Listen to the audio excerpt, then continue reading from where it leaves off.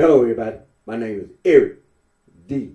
Johnson. Also, my BrightShine right here in the city of Memphis in the county sheriff state, Tennessee. Today's date is Sunday afternoon, September the 8th, 2024. The time is 12:06 p.m. First, I thank my family, my support for continuing career support, continue to keep myself employed in the Memphis tri-state area.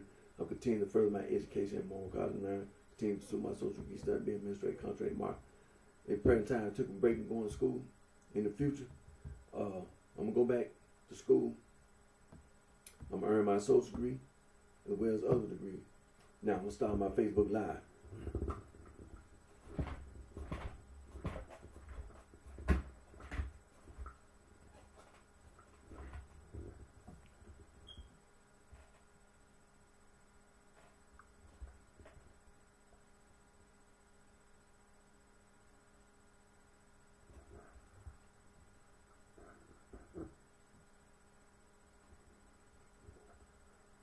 Hello, everybody. My name is Eric D. Johnson. Also, my BrightShine right here in the city of Memphis in the county sheriff state, Tennessee. Today's date is Sunday afternoon, September the 8th, 2024. The time is 12:07 p.m. First, I thank my family, my support for continue to encourage support, continue to keep myself employed in the Memphis tri-state area, continue to further my educated moral college line, continue to pursue my social degree study, being a straight country and mark. Present time, took a break going to school. In the future, I'm gonna go back to school.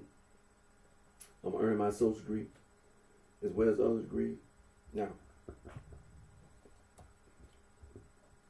today's temperature, today being Sunday afternoon, is 73 degrees Fahrenheit, Memphis tri-state area, sunny. Coming into that fall time of the season, of the year, getting close to fall. We're already into the football season and getting to the end of coming into the baseball playoffs and things next month, and then you'll be having the NBA, professional NBA starting. Well, the women's NBA, is still playing, But I saw something on the news interesting dealing with current events, election that's coming up. This week there's going to be a big debate between the Republican candidate for the President of the United States, Donald Trump, and the Democratic candidate for the President of the United States, Vice President Kamala Harris. And just happened to been watching the news. I had a television on, and like Fox News, CNN News, they were reporting that Donald Trump, he said that when it comes to the interfering in election and things, he said he had the right. Now this is what he said. Now, this is not what I'm saying, or this is what I seen on the news, Fox News, CNN News. You know what I'm saying? That former President Donald Trump, he said out his own mouth.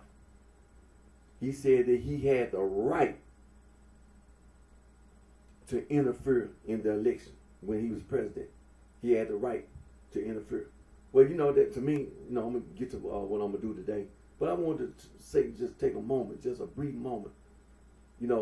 First of all, we know that the election going to be in November. Exercise your right to vote. Irregardless, you support the Republican candidate or Democratic candidate. First of all, exercise your right to vote.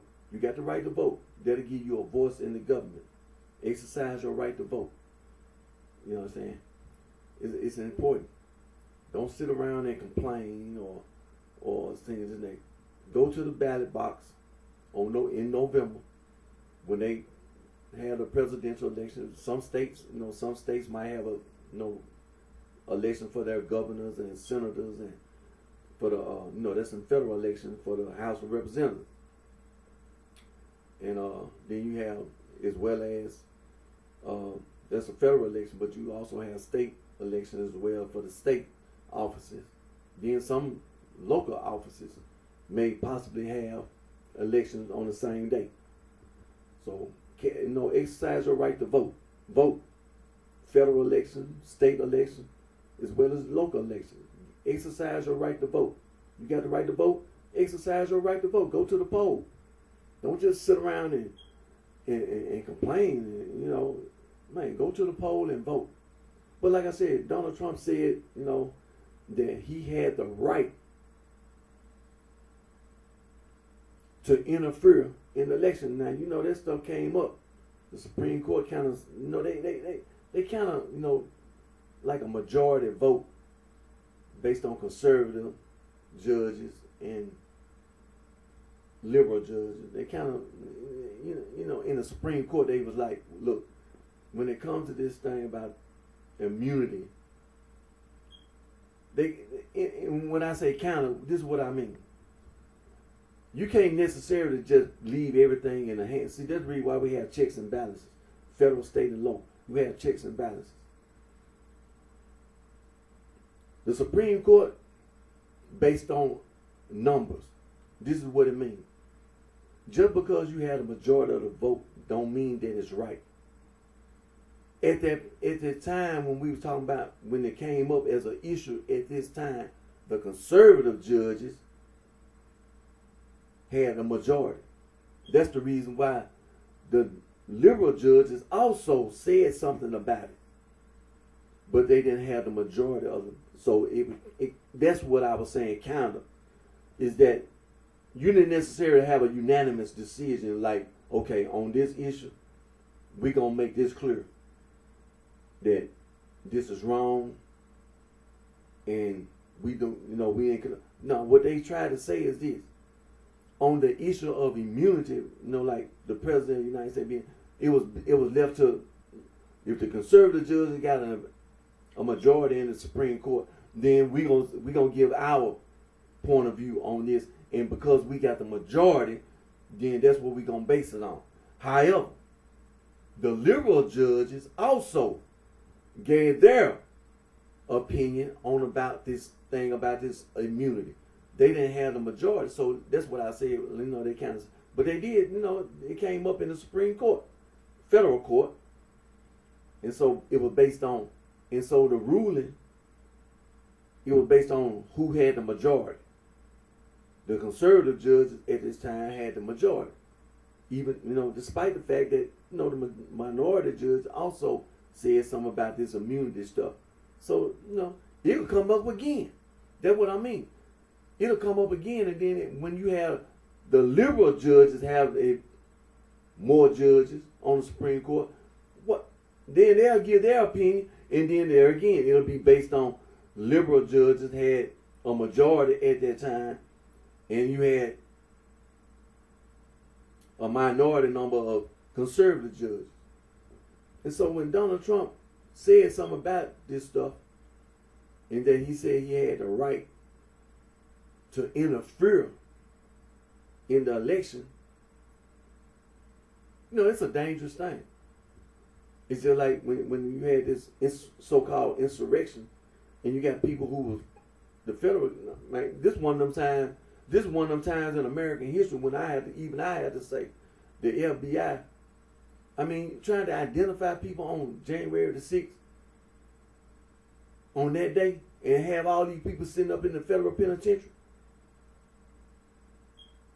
I'm talking about, man, do you see these people that been convicted, brought to justice, and put in prison, been punished, and then they thought that Donald Trump gonna run for office, and then think they're gonna get a pardon, including himself. He gonna give himself a pardon. The FBI, man, it was over 100-some people been brought to federal court and convicted. This is one of them times in American history where the FBI, they got who they were looking for. They not on the most wanted list. They in jail. You see what I'm talking about? But on that particular day, people was there. But like you tried to go on a run, and it took 5 years to apprehend you and all that. No, it didn't take that long. No, they were for a minute, for a couple of months, a couple of, a few of those individuals, they was on the run, but hey, the FBI, they brought them in, and they were brought in and convicted. But the thing about this whole thing about this, that's a dangerous thing to have the president sitting up in the White House and talking about, that's the reason why you have checks and balances, and how you interpret the law. You make it sound, like, some conniving, individuals, you trying to be slick or something, and you think you clever. You think you so clever that you can manipulate the law.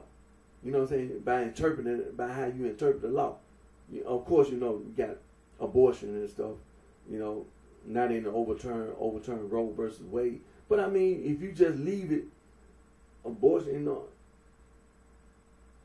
you get the majority in the Supreme Court, and so you're gonna just overturn the law. But on the other hand, you just like in the presidential election, you hear Vice President Kamala Harris and her running mate that they still standing on, they making a big issue out of it in the election. But see, the Supreme Court said something about it, but look what's happening. At the executive branch of government, just as soon as, I feel like Vice President Harris is going to win, and then I'll touch on that, the reason why I say that. None, but at the executive branch, they just say Vice President Harris do win.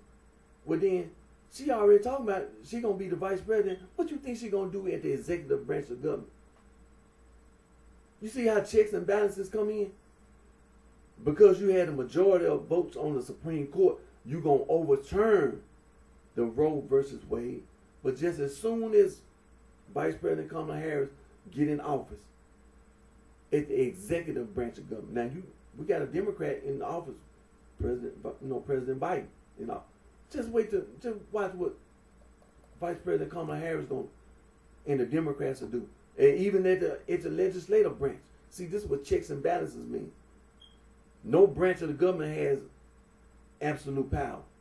There's always some check and balance. And see, if the Democrats get a certain number of senators, they get the majority in the Senate as well as in the House of Representatives. See, there again, that's checks and balances.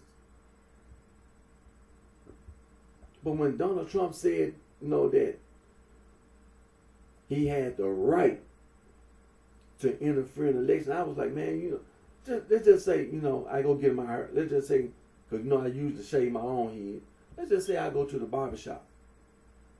And I mean, it can, we can look at it in a lot of ways. But it's still, when it comes to our rights as a person. And when he said that he had the right, by him being the president at that time, by law, by him being the president, he had the right. Well, let's just say this same person, Donald Trump, was a beautician at the beauty shop or a barber shop. You got men that can do beauty shop. They do, men and women hair. Let's just say he was at the beauty shop. You come in there talking about you want to get your hair done. Or let's just say I go get my hair cut. And this guy, Donald Trump, is the barber.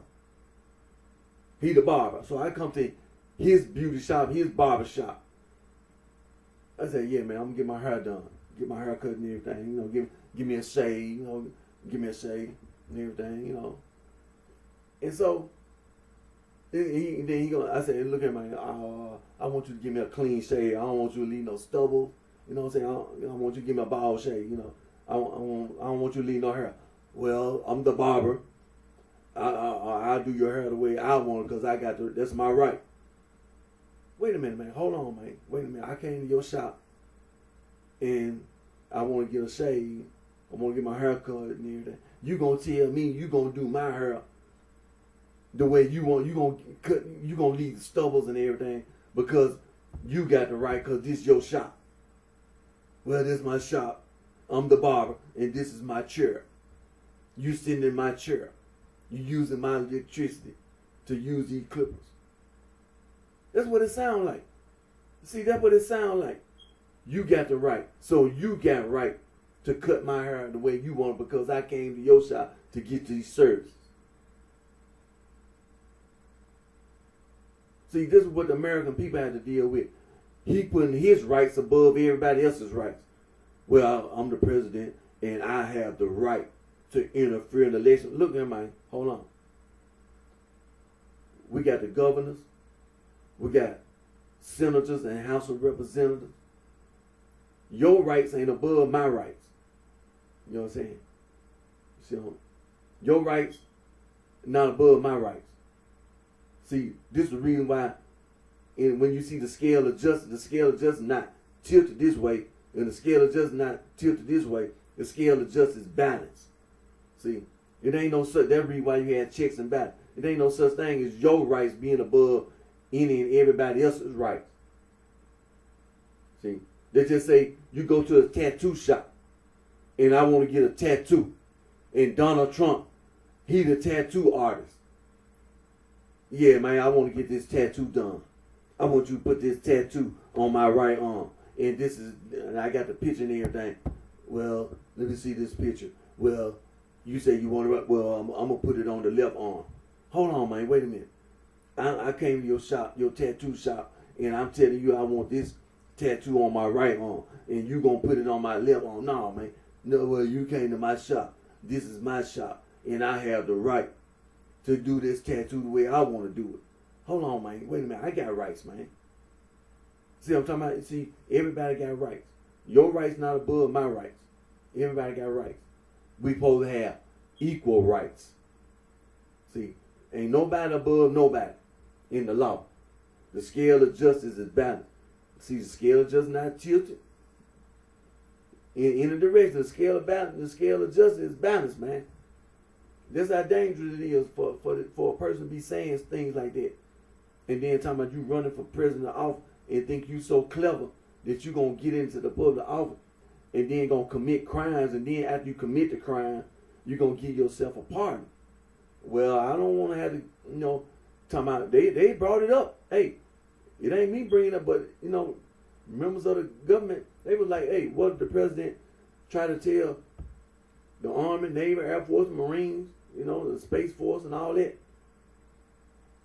You see how the astronauts going out in space? And they already stuck out there in space. Well, let's just say the President Donald Trump was in the White House. He'd be like, well, I'm the president, just leave him out there. Just leave him out there. Because I'm the president, that's my right. And I don't want to, because the man be saying stuff.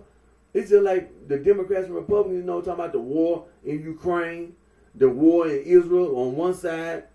You know what I'm saying? You got this party, then support giving weapons to the Ukrainians. But on the other party, they were like, look, we trying to, because they don't want to. But see, that's the way it sounds. If the president and White House feel like they got the right, they got the power to commit a crime, and by law, it's a crime. It's already in the law saying this is a crime to interfere in an election. For everybody else, let's just say I interfered in the election, because there's some people already pled guilty.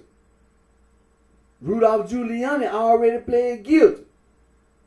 And all the rest of those people who were his charge partners have already pled guilty. It is a crime, federal, state, and local. But Donald Trump, by him being the president, he gonna sit up and talk about he had the right. You didn't have the right. Your charge partner already pled guilty. They already pled guilty. You didn't have the right. You're not above the law. Federal, state, and local, you ain't have the right to do that. And when he finally go to trial, you know what I'm saying, he gonna get convicted. That's why he need to be in jail, because he a criminal. Him and the rest of them, you ain't know a bunch of criminals, man. You're not clever trying to have the audacity, man, to actually run for office, public office, and then gonna try to use the public office the position to commit crimes and then give yourself a pardon. See, that don't sound right.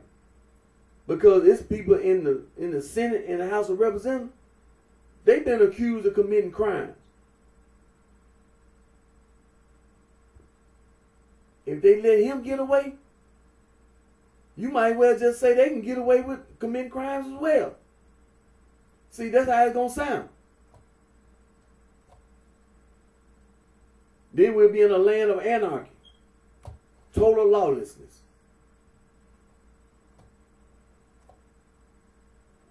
But I just want to put that out there, man, because I've seen it on Fox News and CNN. That's how it sounds. You try to make it sound like you're above the law, and you're not. You're not above the law. You're not above nobody. The scales of justice is balanced.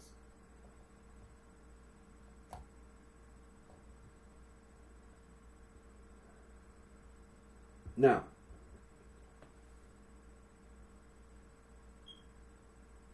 the names of God in the Old Testament.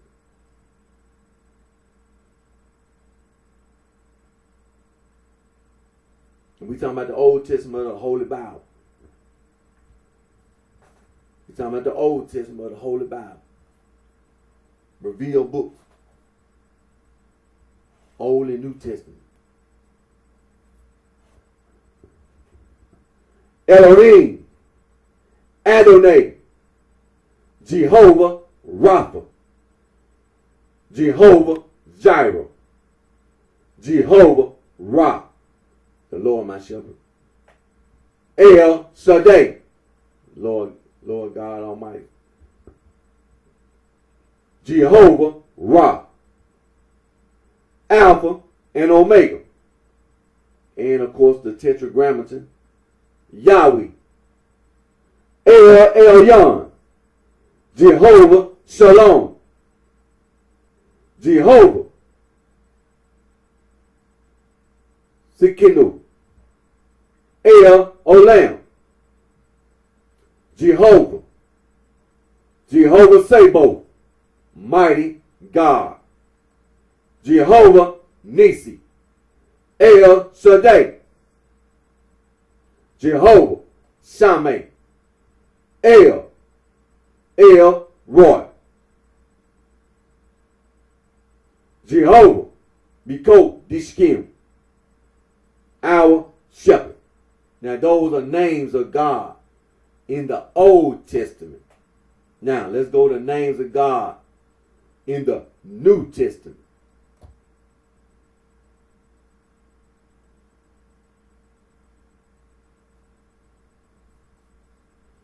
Elohim, El Shaddai, Jehovah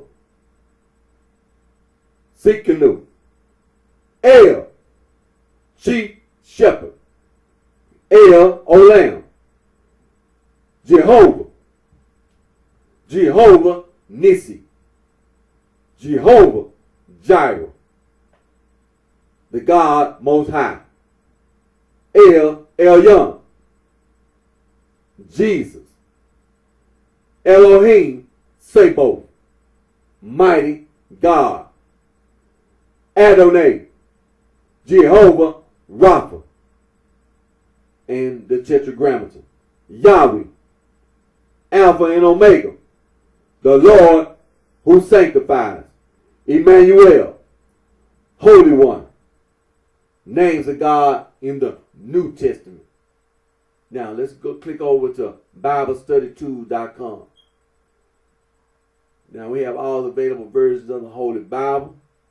We have Bible version translations, best known translations, for example, the Holman Christian Standard Bible, English Standard Bible, the King James Version of the Bible, the New American Standard Bible, and the Message Bible, New International Version. Then you have the New King James Version, New Living Translation, and the New Revised Standard. You have other translations like the Modern Bible, the Bible in Basic English, Common English Bible, the Complete Jewish Bible, Good News Translation, God's Word Translation, the Hebrew Names Version, New International Reader's Version, the Orthodox Jewish Bible, the World English Bible, the Young's Literal Translation. You have older translation of the Holy Bible, the American Standard Version, the Darby Translation, the Dewey Reams Catholic Bible, the Revised Standard Version, the Tyndale Bible, the Latin Vulgate Bible, the Webster Bible, and the Wycliffe Bible. And then you have some New Testament only Bible, Greek translation, SBL Greek New Testament, and the Weymouth New Testament. And you have Spanish, Portuguese, French, German, Italian, Dutch, and Chinese versions of the Holy Bible. And again, we're on BibleStudyTools.com. Let me click right quick. Now, the Bible verse of the day, we're on BibleStudyTools.com. And it's the New International Version. Bible verse of the day comes from the book of Ecclesiastes in your Old Testament. Chapter 5, verse 18. And it reads, "This is what I have observed to be good, that it is appropriate for a person to eat, to drink, and to find satisfaction in their toilsome labor under the sun during the few days of life God has given them. For this is their lot." And again, just the Bible verse of the day, coming from the book of Ecclesiastes, chapter 5, verse number 18. And you know the book of Ecclesiastes in your Old Testament. And it's coming from the New International Version of the Holy Bible. And you also, like I said, we're on BibleStudyTools.com. You have today's Bible reading coming from the book of John, chapter 13, verses 1 through 20. That's a New Testament. And you have in your Old Testament, 2 Chronicles, chapter 18. And coming from the Old Testament, also the book of Psalms, the 78th chapter, verses 21 through 37. And again, that's today's Bible reading. And we're on BibleStudyTools.com. So let's click over here to BibleGateway.com. Available versions of the Holy Bible, language and version, from A to Z, like Amharic. That's the New Amharic Standard Version. And you have Arabic. The Arabic Bible, easy to read version. Wadi Bible, Bulgarian Bibles, Cebuano Bible. You also have, First Native Americans Bible. It's a New Testament Bible. It's a Cherokee New Testament Bible. You have Sarani Bible, Kurdi, Sarani Standard Bible, Czechoslovakian Bible, Welsh Bible, Danish Bible. Then you have German Bibles. Then you have English. It's a lot. English Bibles. A lot of them. Spanish Bibles. There's a lot. Persian, Farsi New Testament, Finnish Bibles, French Bibles, Greek Bibles, Gujarati Bibles, Hebrew Bibles, Hindi Bibles, Croatian Bible, Haitian Creole Bible,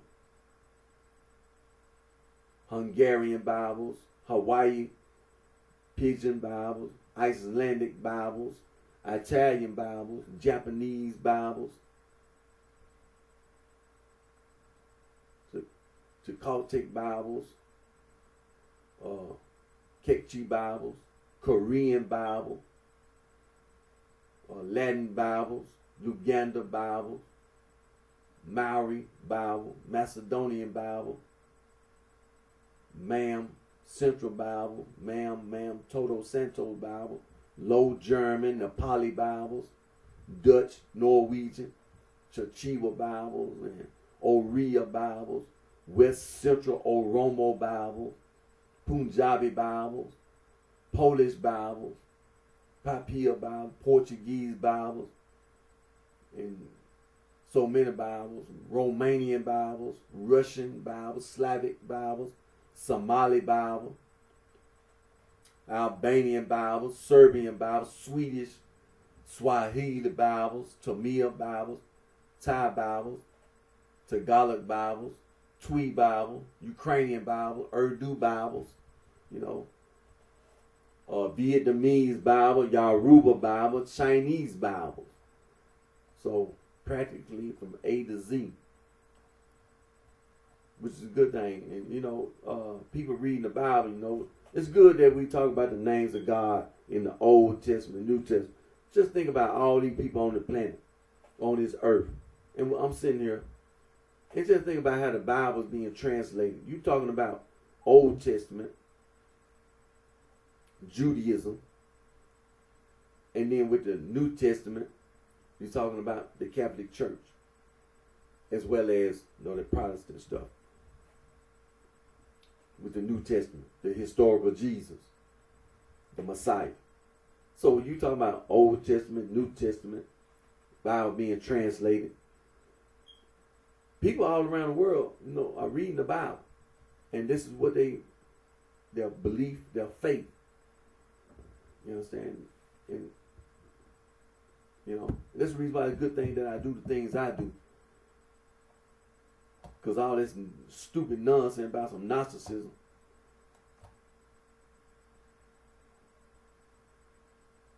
Now let's click over here to Wikipedia. Let me scroll down.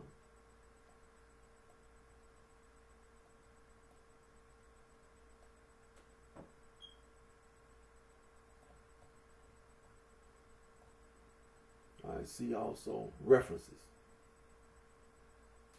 citations,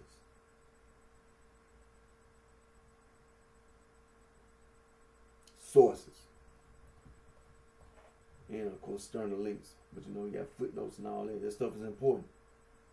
It's important because see where the information comes from. The library. All this information comes from the encyclopedia, dictionary. Where the information comes from? The library.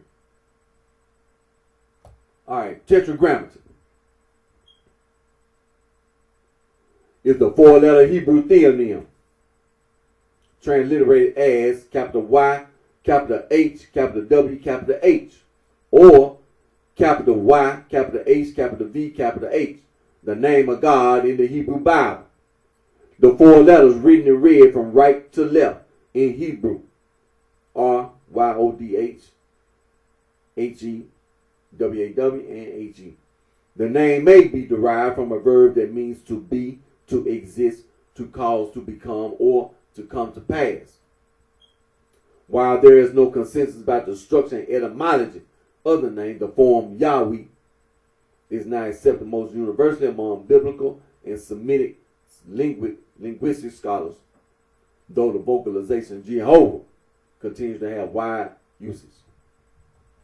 The books of the Torah and the rest of the Hebrew Bible, except Esther, Ecclesiastes, and with the possible instance of, in verse 8:6, the Song of Songs, contain this Hebrew name. Observant Jews and those who follow Talmudic Jewish traditions do not pronounce, nor do they read aloud proposed transcription forms such as Yahweh or Jehovah. And see, that's important. When you say Yahweh, they also include Jehovah. See, to observant Jews and those who follow Talmudic Jewish tradition, they do not pronounce not just Yahweh, but also Jehovah. Instead, they replace it with a different term, whether addressing or referring to the God of Israel. Common substitutes in Hebrew are Adonai, my lords, pluralis, majestatis, taken as singular, or Elohim, literally gods, but treated as singular when meaning God in prayer, or Hashem, the name in everyday speech. 4 letters.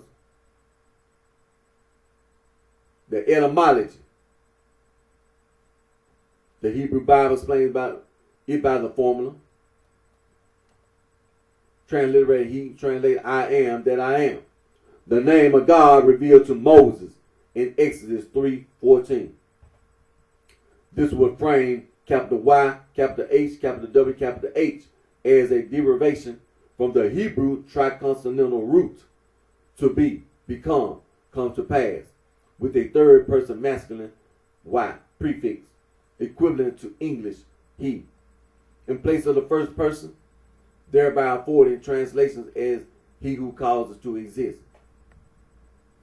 he who is, etc. Although this would elicit the form capital Y, capital H, capital Y, capital H, not capital Y, capital H, capital W, capital H. To rectify this, some scholars propose that the tetragrammaton represents a substitution of the medial Y for W. An occasionally attested practice in biblical Hebrew as both letters function as matrix lectionis. Others propose that the tetragrammaton, derived instead from the triconsonantal root to be, constitute with the final form eliciting similar translations as those derived from HYH. As such, the consensus among modern scholars considers that capital Y, capital H, capital W, capital H represents a verbal form, with the Y representing the third masculine verbal prefix of the verb HYH to be, as indicated in the Hebrew Bible. Now, the vocalization. Capital Y, capital H, capital W, capital H in Hebrew script. Like all letters in the Hebrew script, the letters in capital H, capital Y, capital H, capital W, capital H originally indicated consonants. In unpointed biblical Hebrew, most vowels are not written, but some are indicated ambiguously, as certain letters came to have a secondary function indicating vowels, similar to the Latin use of I and V to indicate either the consonants J, W, or the vowels I, U. Hebrew letters used to indicate vowels are known as or matrix lectionis, mothers of reading. Therefore, it can be difficult to deduce how a word is pronounced from its spelling, and each of the four letters in the tetragrammaton can individually serve as a matrix lectionis.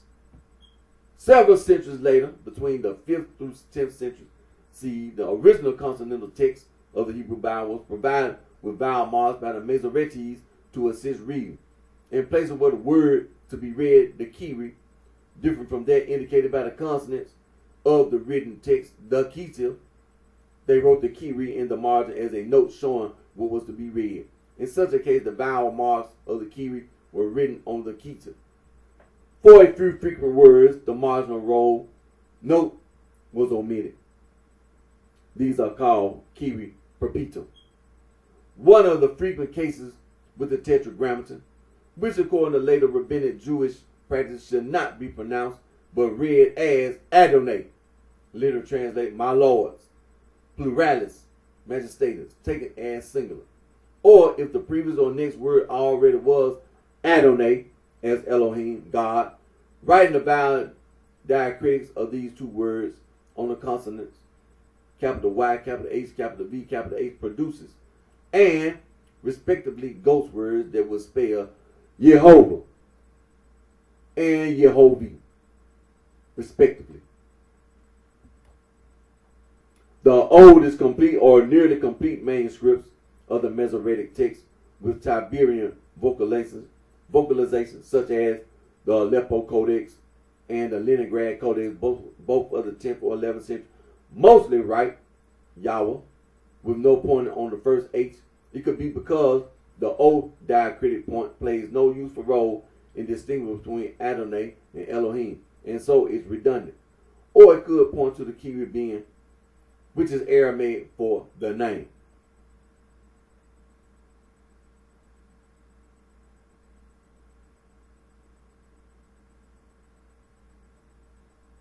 Now, Yahweh. The scholarly considers that the original pronunciation of the tetragrammaton was Yahweh. R. Reno agrees that when in the late first millennium Jewish scholars inserted indication of vowels into the Hebrew Bible, they signaled that what was pronounced was Adonai, Lord.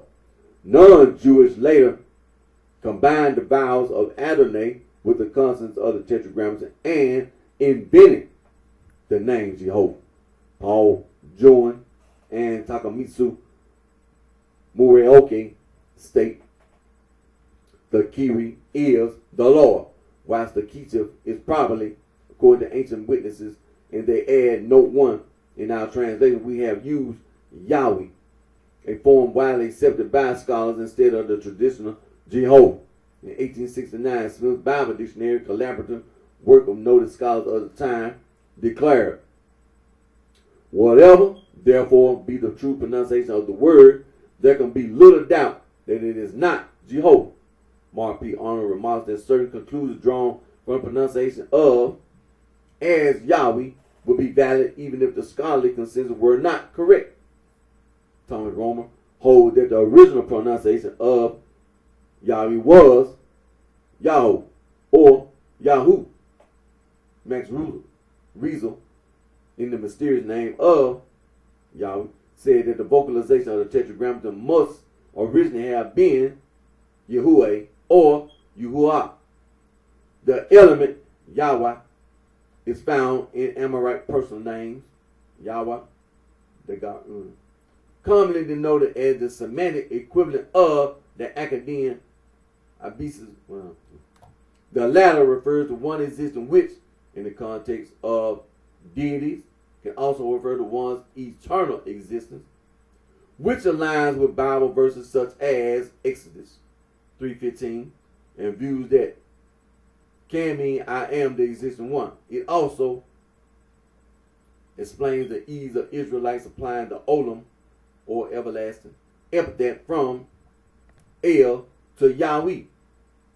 But J. Philip Hyde believes it is more likely that Yahweh refers to a God creating and sustaining the life of a newborn child rather than the universe.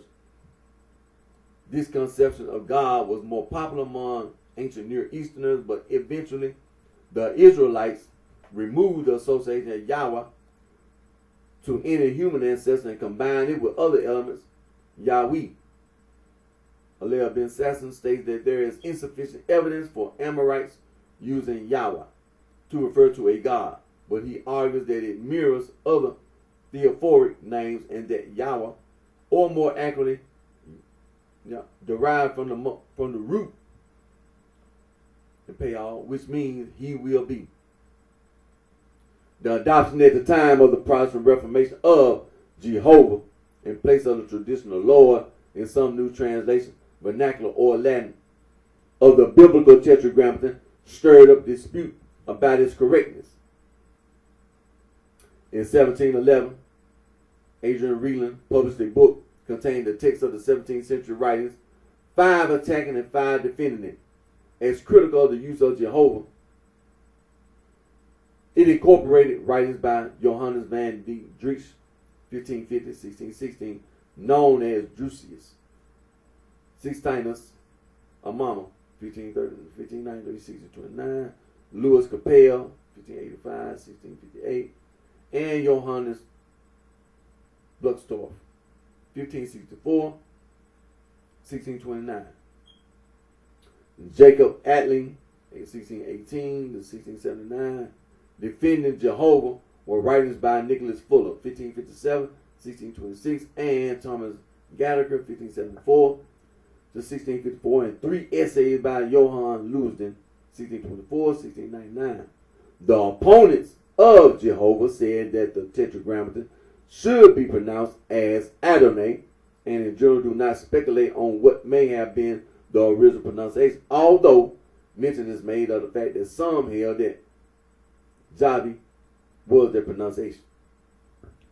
Almost 2 centuries after the 17th century works reprinted by Reeland, 19th century Wilhelm Gesenius reported in his Thesaurus Philologicus on the main reasoning of those who argued either for or Yahweh as the original pronunciation of the Tetragrammaton, as opposed to Jehovah.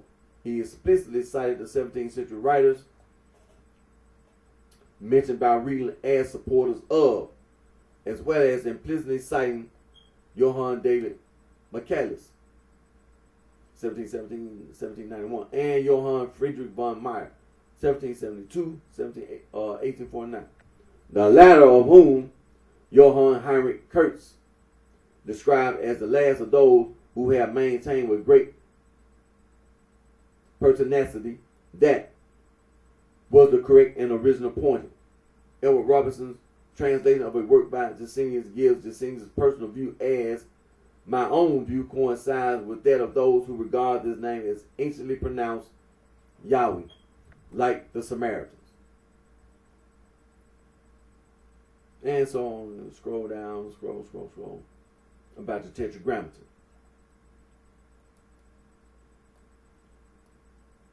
And so, like I said, it's important to address this thing, because as you can see, there were people who had issues in the past as well as in the present. And then you got all this stuff about what the Jewish scholars did, and then you have these non-Jewish scholars.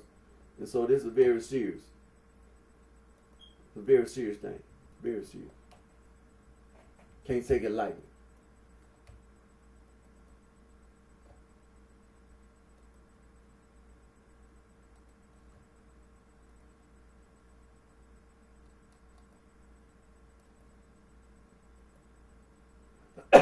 Excuse me.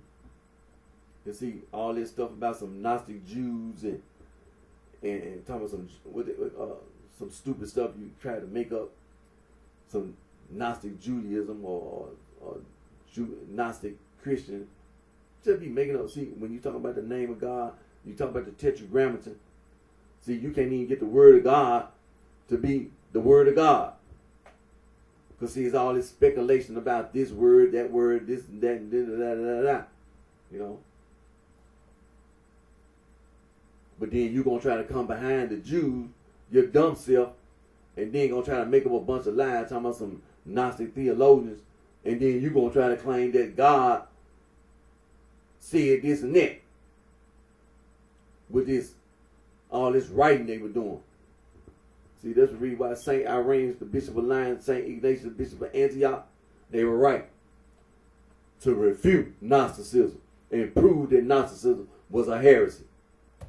Rabbi Akiva, well-respected Jewish rabbi, made it perfectly clear.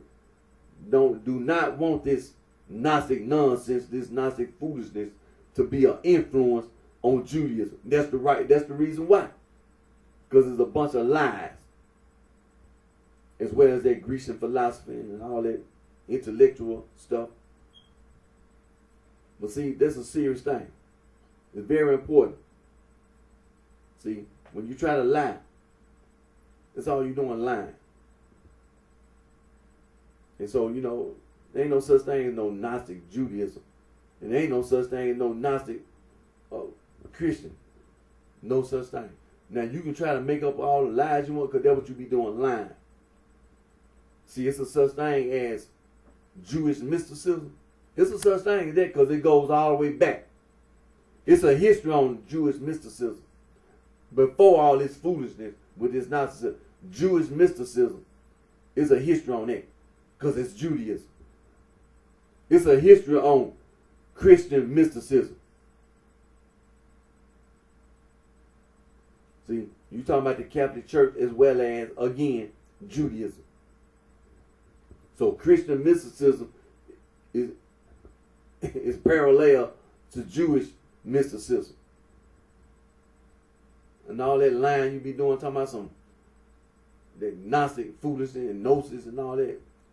And when they talk about that Kabbalah, see, that's esoteric. See, that Kabbalah stuff came up after the historical Jesus. The Kabbalah came behind the historical Jesus.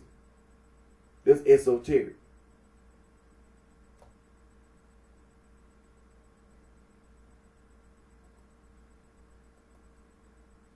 But see, it's important that I do the things. See, that's the reason why.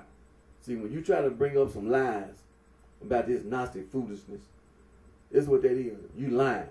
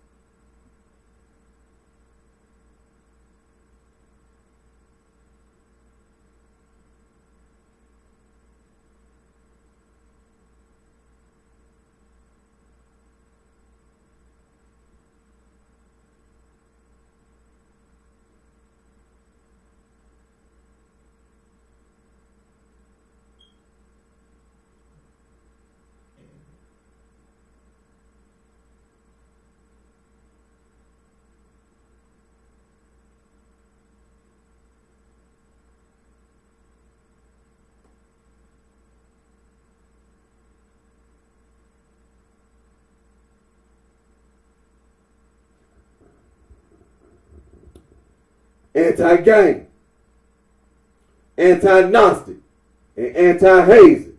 Also, adversus heresies, translated mean against heresies. Saint Irenaeus, the Bishop of Lyon, together with Saint Ignatius, the Bishop of Antioch, they wrote a 5-volume book refuting Gnosticism, proving that Gnosticism was a heresy. Also, Saint Athanasius, the Bishop of Alexandria, in the year 367 AD, in his 39th Festal Letter, Easter Letter, banned all non-Christian writing. Saint Athanasius, the Bishop of Alexandria, together with all the other bishops in the Catholic Church, they went around and collected all that Gnostic theologian writing, and they destroyed it. Some of that Gnostic theologian writing didn't get destroyed, such as they found that Askew Codex, some leftover Gnostic theologian writing, the Bruce Codex, and the Berlin Codex. See, all that Gnostic theologian writing that didn't get destroyed. And also the Nag Hammadi Library. Some leftover Gnostic theologian writing that didn't get destroyed. And see, this is what the stupid Gnostics tried to do. They tried to go around trying to be violent. Going around talking about the material world is evil. Going around trying to destroy nature, wildlife, and the environment, being self-destructive and destructive.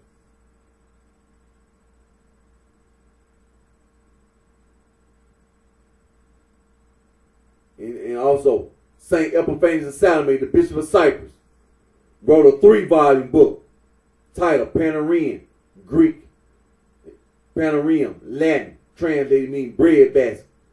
The scholars at the college and university all around the world said that St. Epiphanius of Salome, the Bishop of Cyprus, 3-volume book is also adversus heresies.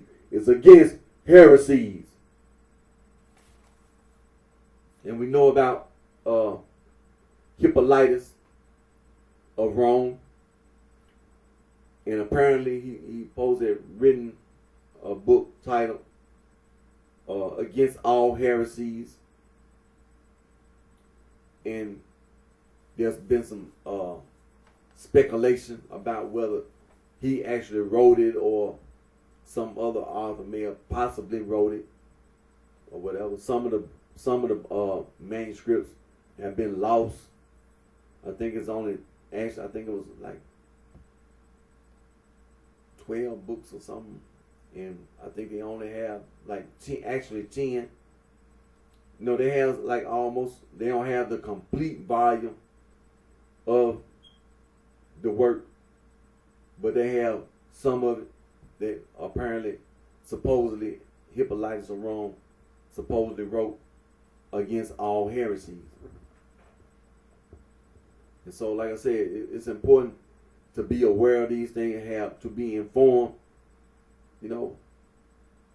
trying to destroy the North and South Pole, and think about climate change. See, you just don't see how a lot of these people in business and government and how they'll sit around talking about the material world evil, talking about some Gnostic lies, and just for their own personal gain, they'll do any and everything for power.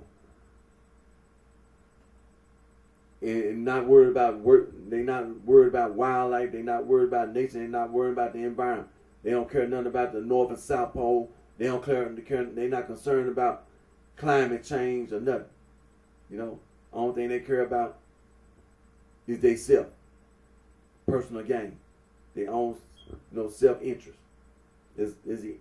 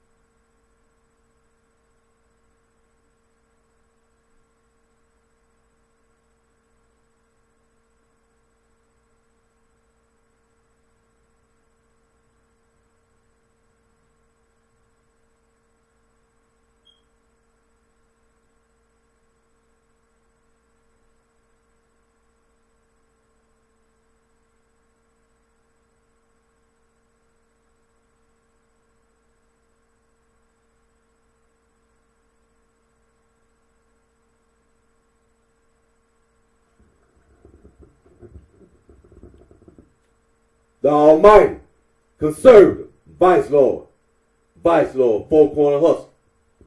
The Almighty, Black, Prince Stone. The Almighty, Mickey, Cobblestone, Cracker. The Almighty, Black, Disciple, Poppy. The Almighty Bluefin, Black Disciple, the Black Disciple. Lord, Stone, Disciple. Gangster Disciple Killer, GDK. Glazed Donut Killer, GDK. 7-Eleven, G Killer. Go!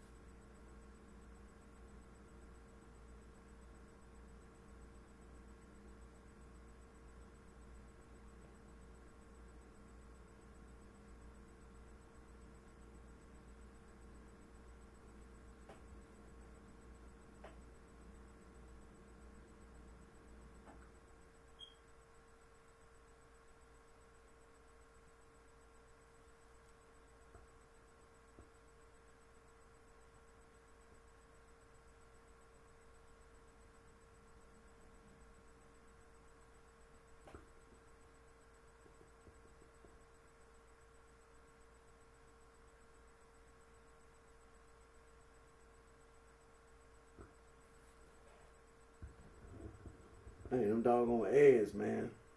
That's what it was. I was sitting there, but all them ads kept popping up on, you know.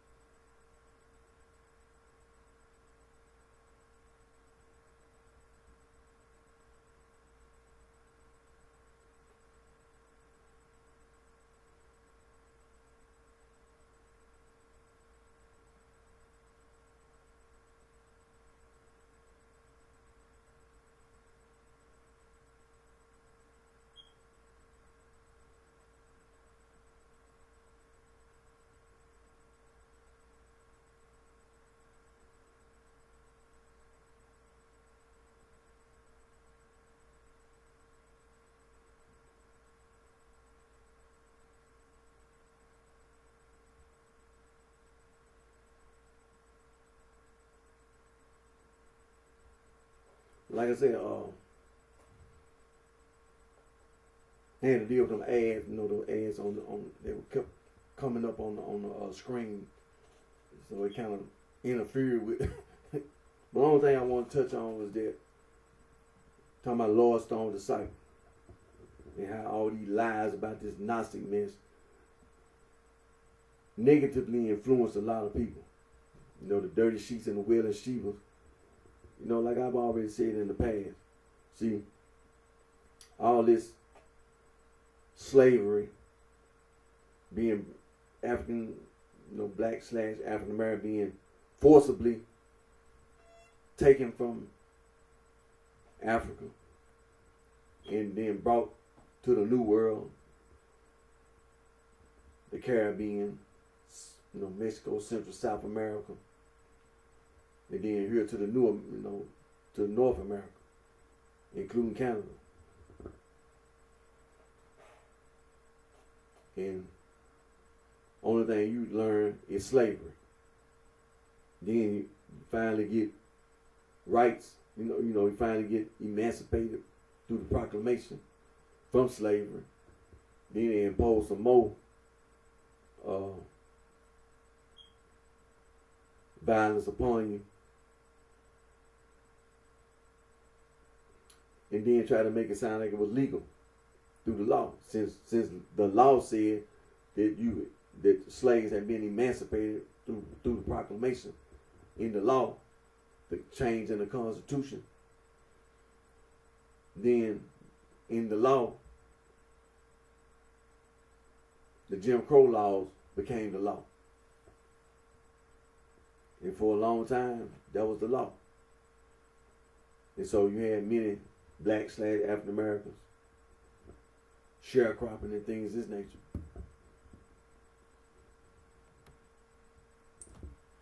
And trying to survive up under this Jim Crow law stuff, which was really nationwide. It wasn't no certain region, it was nationwide. Racial, you know, prejudice, racial bigotry, prejudice, and racism, you know, just it was the law.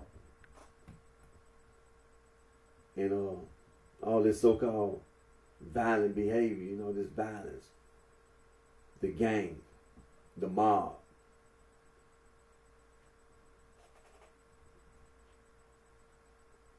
That's how people are being influenced, through violence. The gang, the mob, criminal behavior, criminal activities. And so, for black / African Americans, you know,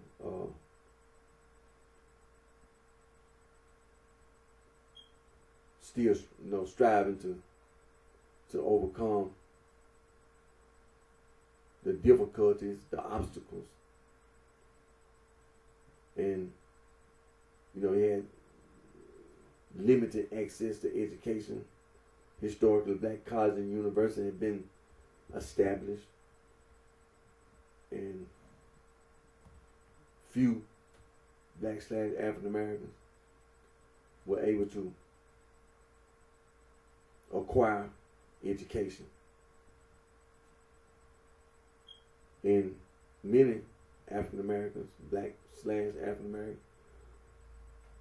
were sincere because where they came from. Everybody didn't come from the same place.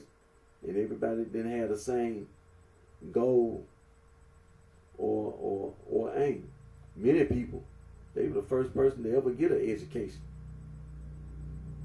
Many people didn't even know who, what, where, why. They just, former slaves. And was the first person to get some kind of education, and from there. And that's all they, that was the main objective. While he was in school, to complete the school. And then, for black/African American, opportunities were very limited. So when you get education, what are you supposed to do with the education? So, at that period of time, like the early 1900s, opportunities were very limited for black/African Americans. Very limited. And then you had all this Ku Klux Klan and, people lynching black/African Americans. The violence. Many black/African Americans left the South and went north. A lot of people ended up in Chicago, but not just Chicago. They went to Milwaukee and Indiana, Indianapolis, and went to the state of Iowa and Minnesota, Michigan, Ohio. Left the South, went to Missouri. Any place they can leave where they were from to go somewhere else.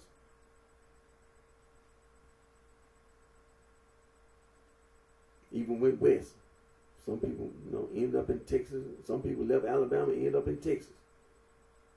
Because that's as far as they can make it. That's about as far as you, with the Ku Klux Klan roaming around. Let's not forget that the Ku Klux Klan was roaming around in the early 1900s. You're talking about traveling. That was a very dangerous thing to do. So if you was in Tennessee and you were talking about going somewhere, going out west, you ain't guaranteed to make it. You weren't guaranteed to make it. You mess around and get lynched. And ain't nobody gonna be trying to solve it and somebody who did. Hell, did nobody give a damn. The white people didn't care nothing about you. They will lynch you in a heartbeat. They wouldn't hesitate. So traveling, that wasn't always no smart thing to do.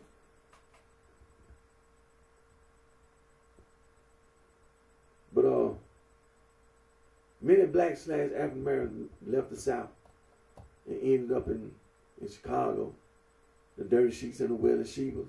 See, some people were educated. Some were. Some people were educated. So when it comes to doing what's right, from an educational standpoint, that's what they were doing. They were doing what was right. It wasn't nothing wrong with telling you to leave Alabama or leave Tennessee. It wasn't nothing wrong and get a better life. No, it wasn't nobody did anything wrong. The Dirty Sheets and the Wailing Shebas. Then they tried to help blacks when they got to Chicago.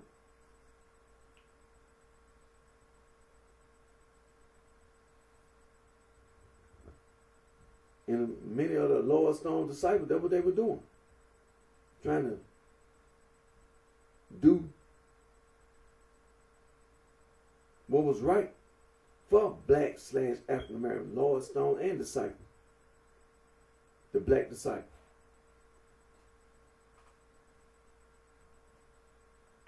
Edward Pepperlo Perry, Jeff Fort, King David Bosdale. Eventually, became king, and I know about Eugene Harrison and everything, with the black peace stones. See, some people, you had to tell the truth. That people were trying to do things behind other people's backs with this Gnostic nonsense. Like people trying to go from Ohio and then trying to live in Chicago as if you know what you're talking about with Gnosticism.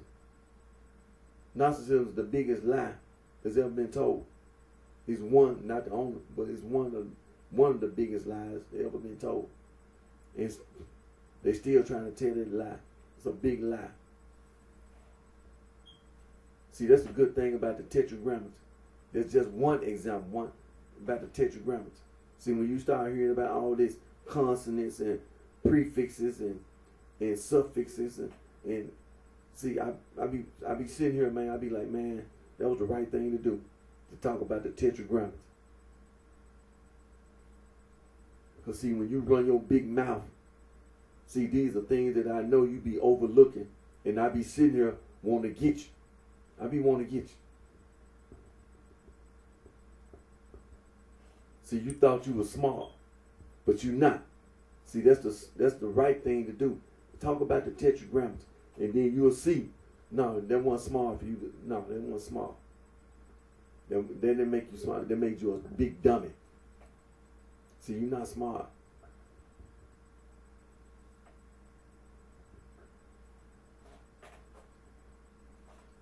Just like this gangster disciple nonsense. See, they're like I said, hey, trying to talk about some Gnosticism.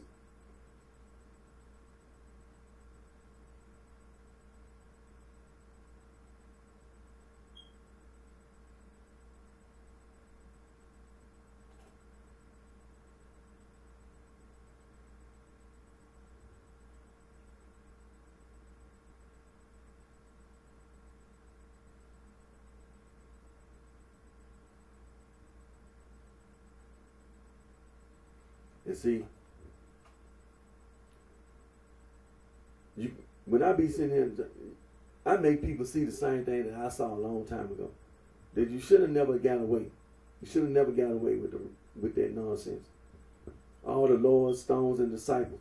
You should have never got away. It ain't no reason for no gangster disciple. There wasn't no reason for no supreme gangster.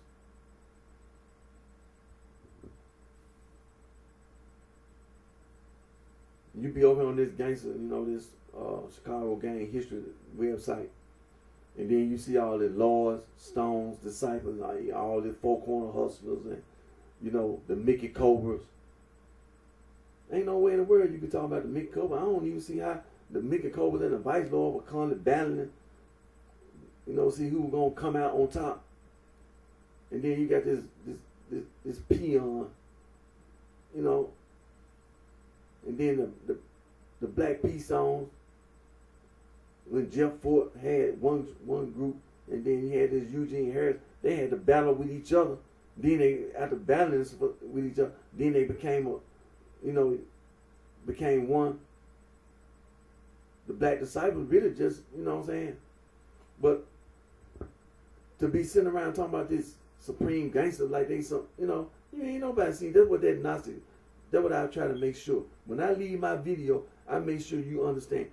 I'm not stupid. Don't try to talk to me like I'm stupid. It never was and never will be a reason for no supreme gangster and talking about no gangster site. And all these. What was it?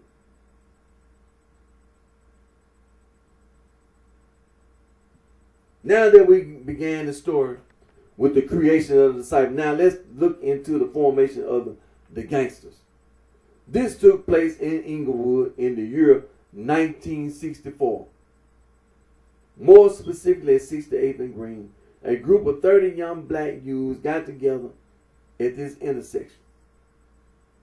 As they hung out in Larry Hoover's home and watched outside the window as gangsters and pimps hung out in the parking lot of the guys and gals nightclub that used to exist at that intersection. These boys wanted to be just like these pimps and gangsters, and they were living on the border of Ranger and Disciple territory. Larry Hoover was inspired to be a leader of gangsters and began dressing himself very well to fit the role. Eventually, these boys created their own club called the Supreme Gangsters, which was Larry Hoover's idea for the club name. Larry Hoover himself was not the first official leader, but more of a behind-the-scenes type leader.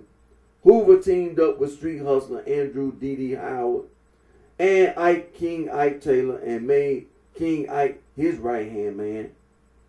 The Supreme Gangsters wore the color black, and their symbols were a heart with wings and a round crown with a sword going through it. The Supreme Gangsters saluted each other with a clenched fist as their hand sign.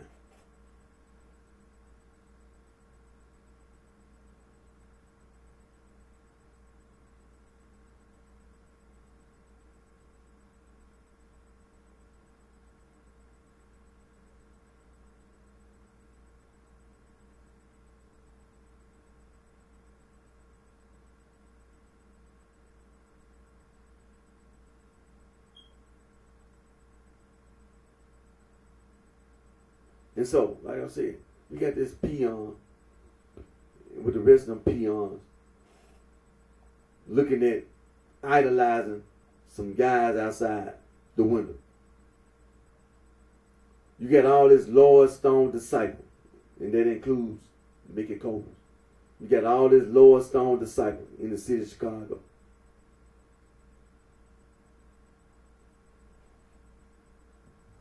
There wasn't no reason for no Supreme Gangster. None whatsoever. No reason at all. And see, this is what I make clear.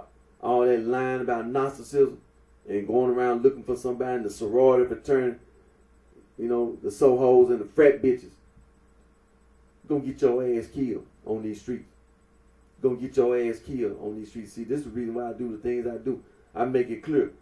What you thought you got away with, what you thought you got away with, you ain't got away with nothing. See,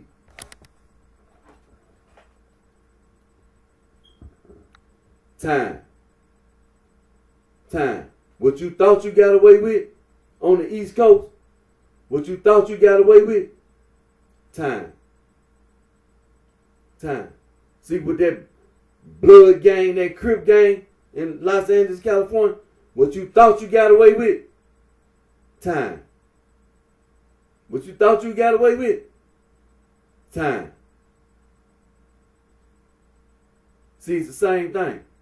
See, all that not trying to use narcissism. See, your dumb ass didn't know what you was talking about. But you tried to accuse other people of not knowing what they talking about. See, time.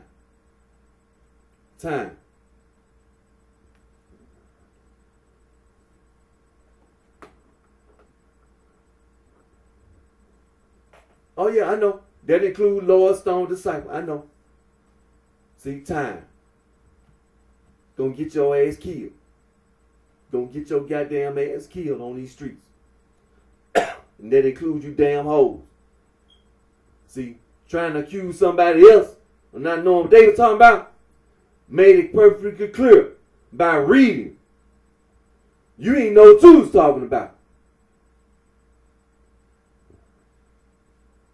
But you want to victimize somebody else. You want to punish somebody else, claiming that they don't know what they talking about.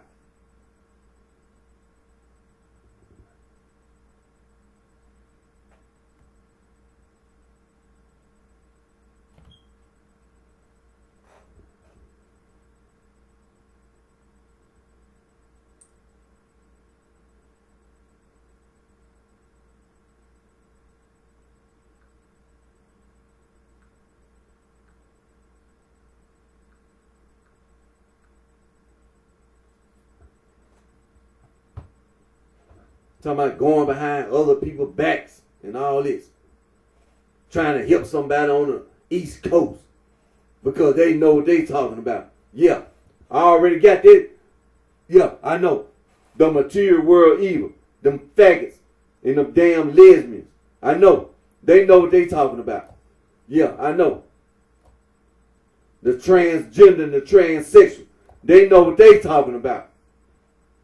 The material world evil.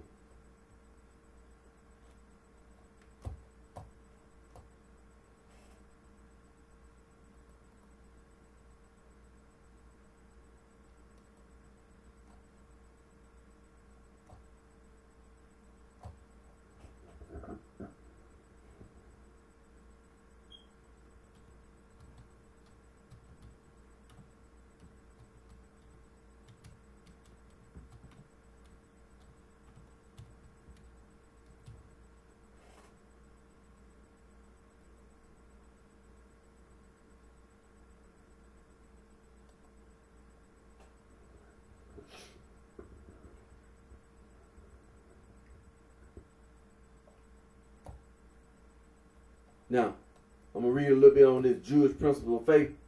And then I've been going to Wikipedia and right thing to do because I'm on Wikipedia now.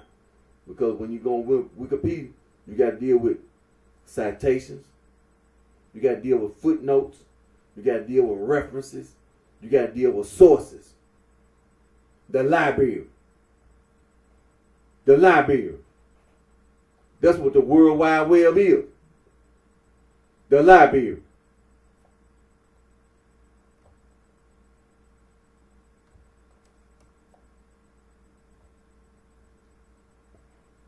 Now, Jewish principles of faith. Judaism does not centralize authority in any single individual or group. The formulation of principles of faith that are universally recognized by all branches of Judaism remains undefined. There is no central authority in Judaism in existence today. Although the Sanhedrin, the supreme Jewish religious court, would fulfill this role if it were reestablished instead. Judaism's principle of faith remains debated by the rabbis based on their understanding of the sacred writing, laws, and traditions, which collectively shape this theological and ethical framework. The most accepted version, in a sense, is the opinion of Maimonides. Judaism affirms the existence and uniqueness of God and stresses performance of deeds or commandments alongside adherence to a strict belief system. In contrast to religions such as Christianity, which demand a more explicit identification of God, faith in Judaism requires one to honor God through adherence to God's instructions, Torah, and the practice of all other mitzvah. Orthodox Judaism stresses a number of core principles in its educational program. Most importantly, believe that there is one single, omniscient, transcendent, non-compound God who created the universe and continues to be concerned with its governance. Traditional Judaism maintains that God established a covenant with the Jewish people at Mount Sinai and revealed his laws and 613 commandments to them in the form of the written and oral Torah. In Rabbinic Judaism, the Torah consists of both the written Torah, Pentateuch, and a tradition of oral law, much of it later codified in sacred writing. See the Mishnah and Talmud. Traditionally, the practice of Judaism has been devoted to the study of Torah and observance of its laws and commandments. In normative Judaism, the Torah and hence Jewish law itself is unchanged, but interpretation of the law is more open. It is considered a mitzvah, commandment, to study and understand the law. The proper counterpart for the general English term faith, as occurring in the expression principle of faith, would be the concept of emunah. In Judaism, the word amen comes from this word and means I trust, I believe. While it is generally translated as faith or trust in God, the concept of emunah can more accurately be described as an innate conviction, a perception of truth that transcends reason.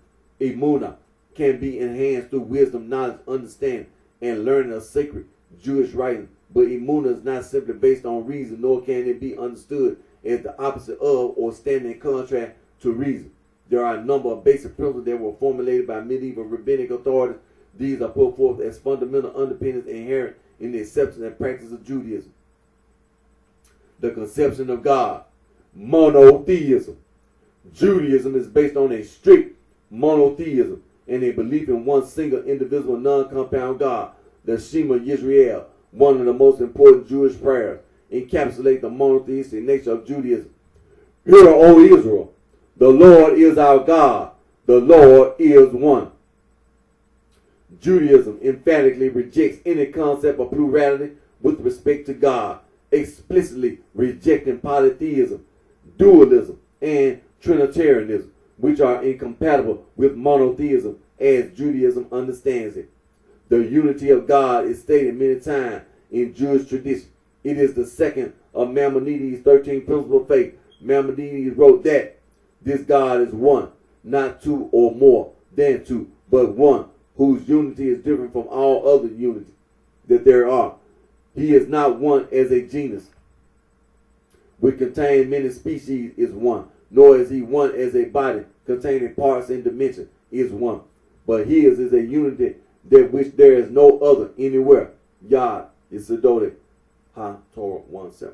In Jewish tradition, dualistic and Trinitarian conceptions of God are generally referred to as Shetuth, partnership, meaning an incorrect but not an idolatrous view.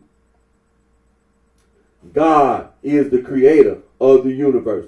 Most Jews believe that God is creator of the universe.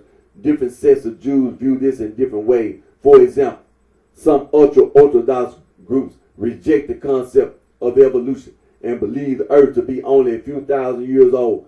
Other groups of Orthodox and non-Orthodox Jews do not believe in a literal interpretation of the Genesis creation narrative. And according to that view, Judaism is not in contradiction to the scientific model that states that the age of the universe is around 13.77 billion years old.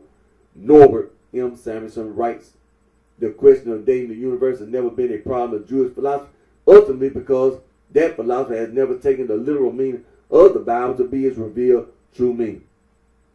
While the general Jewish attitude has been that God created the world ex nihilo, Rabbi Mark D. Engel writes that historically there has been a general reluctance in Jewish tradition to speculate on the metaphysical aspects of creation.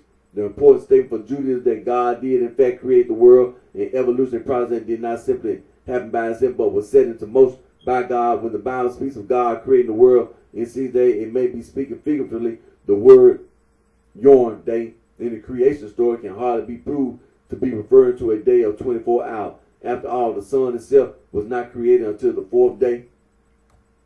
So it is impossible to argue that the first 3 days were days as we know them. A more appropriate way to understand the creation story is that God created the universe in 6 days, and each of these days may have taken millions of years or 24 hours. Or in short, Judaism insists that God created the world, that he created it in stages, and that he continues to maintain the universe which he created. The specific details of the creation process are not central to Jewish thought.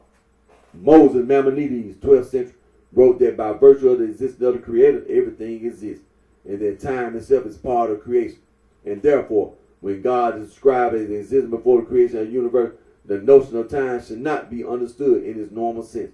The 15th century Jewish philosopher Joseph Albo argued similar to his Ikarim that there are 2 types of time: measured time, which depends on motion, and time in the abstract, the second of which was no origin and is the infinite space of time before the universe was created.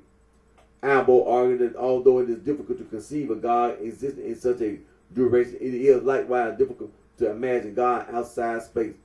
Other Jewish writers have come to different conclusions, such as 13th century scholar Beya ben Asher, 16th century scholar Moses Almosino, and the 18th century Hasidic teacher Naaman of Braslav, who expressed a view similar to that expressed by the Christian Neoplatonic writer Boethius, that God lives in the eternal present and transcends or is above all time.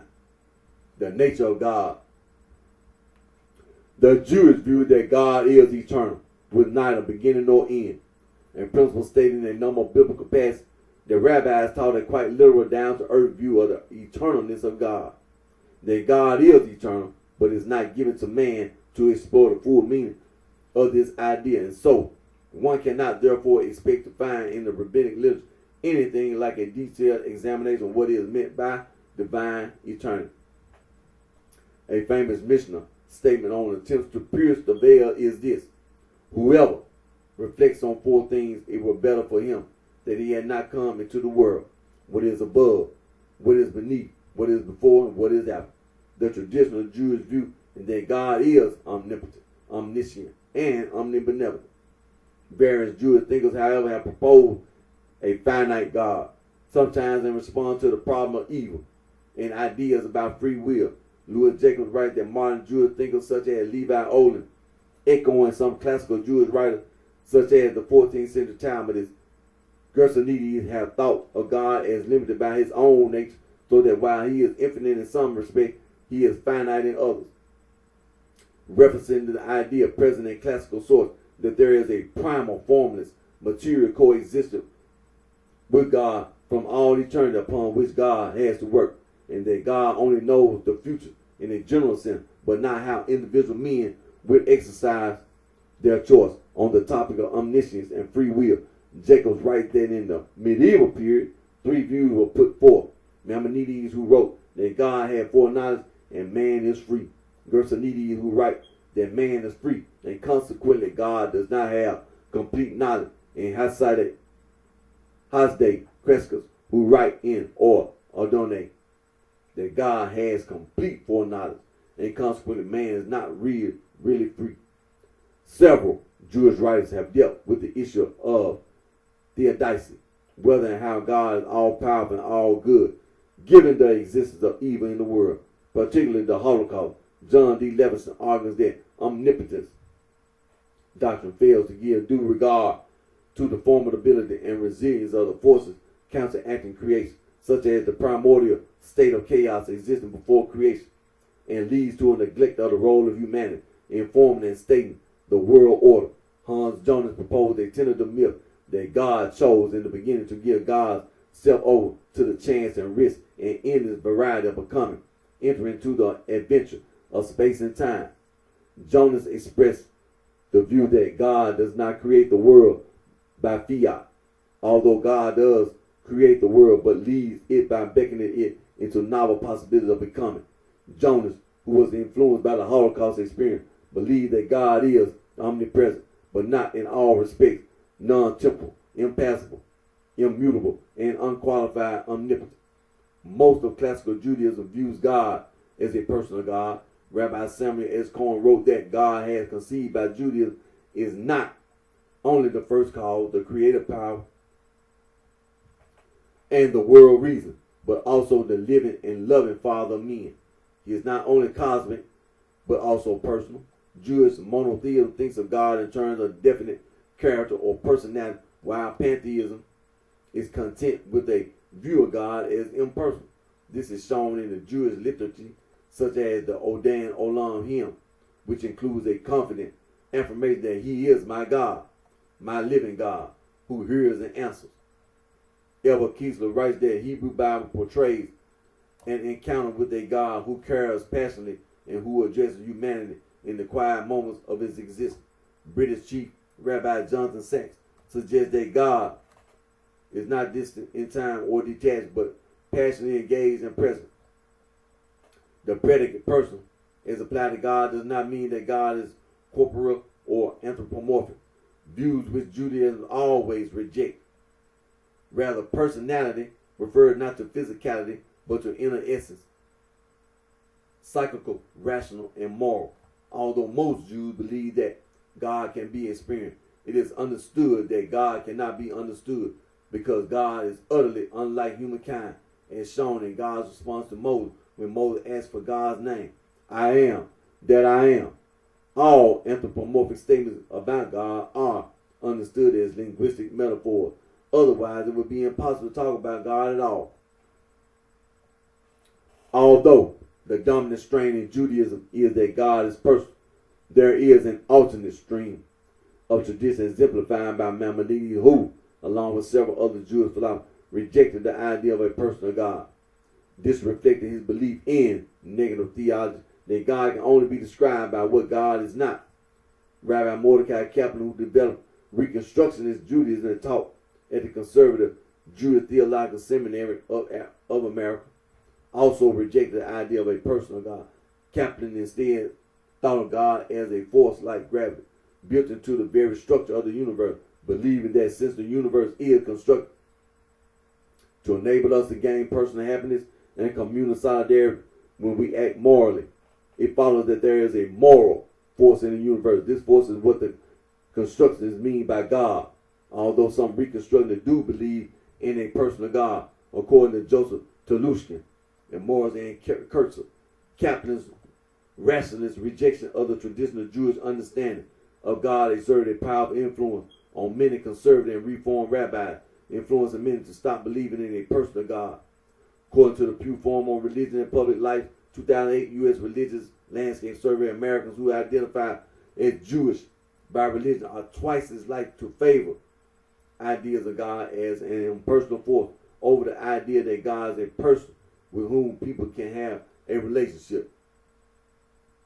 Soul devotion to the Creator. Within Judaism, the essence of worship is deeply rooted in the belief of monotheism, emphasizing the exclusive devotion to the Creator. This principle dictates that worship and reverence should be directed solely toward God, as articulated by Maimonides' fifth principle of faith. According to this belief, no entity aside from the Creator is deemed worthy of worship. Revelation. Scripture. The Hebrew Bible, or Tanakh, is the Jewish scriptural canon and central source of Jewish law. The word is an acronym formed from the initial Hebrew letters of the three traditional subdivisions of the Tanakh. The Torah, teaching, also known as the 5 books of Moses or Pentateuch. The Nevi'im, prophets, and the Ketuvim, writings. The Tanakh contains 24 books in all. Its authoritative version is the Masoretic text. The text of the Tanakh was said to have been finalized at the Council of Jamnia in 70 CE, although this is uncertain. In Judaism, the term Torah referred not only to the 5 books of Moses, but also to all of the Jewish scriptures, the whole of Tanakh, and the ethical and moral instructions of the rabbi, the oral Torah.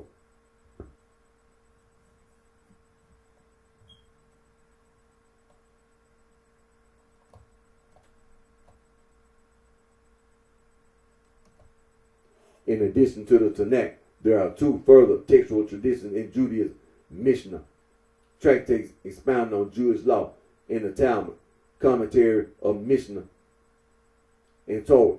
These are both codifications and redactions of the Jewish oral tradition and major works in rabbinic Judaism. The Talmud consists of the Babylonian Talmud, produced in Babylon around 600 CE, and the Jerusalem Talmud, produced in the land of Israel circa 400 CE. The Babylonian Talmud is the more extensive of the two and is considered the more important.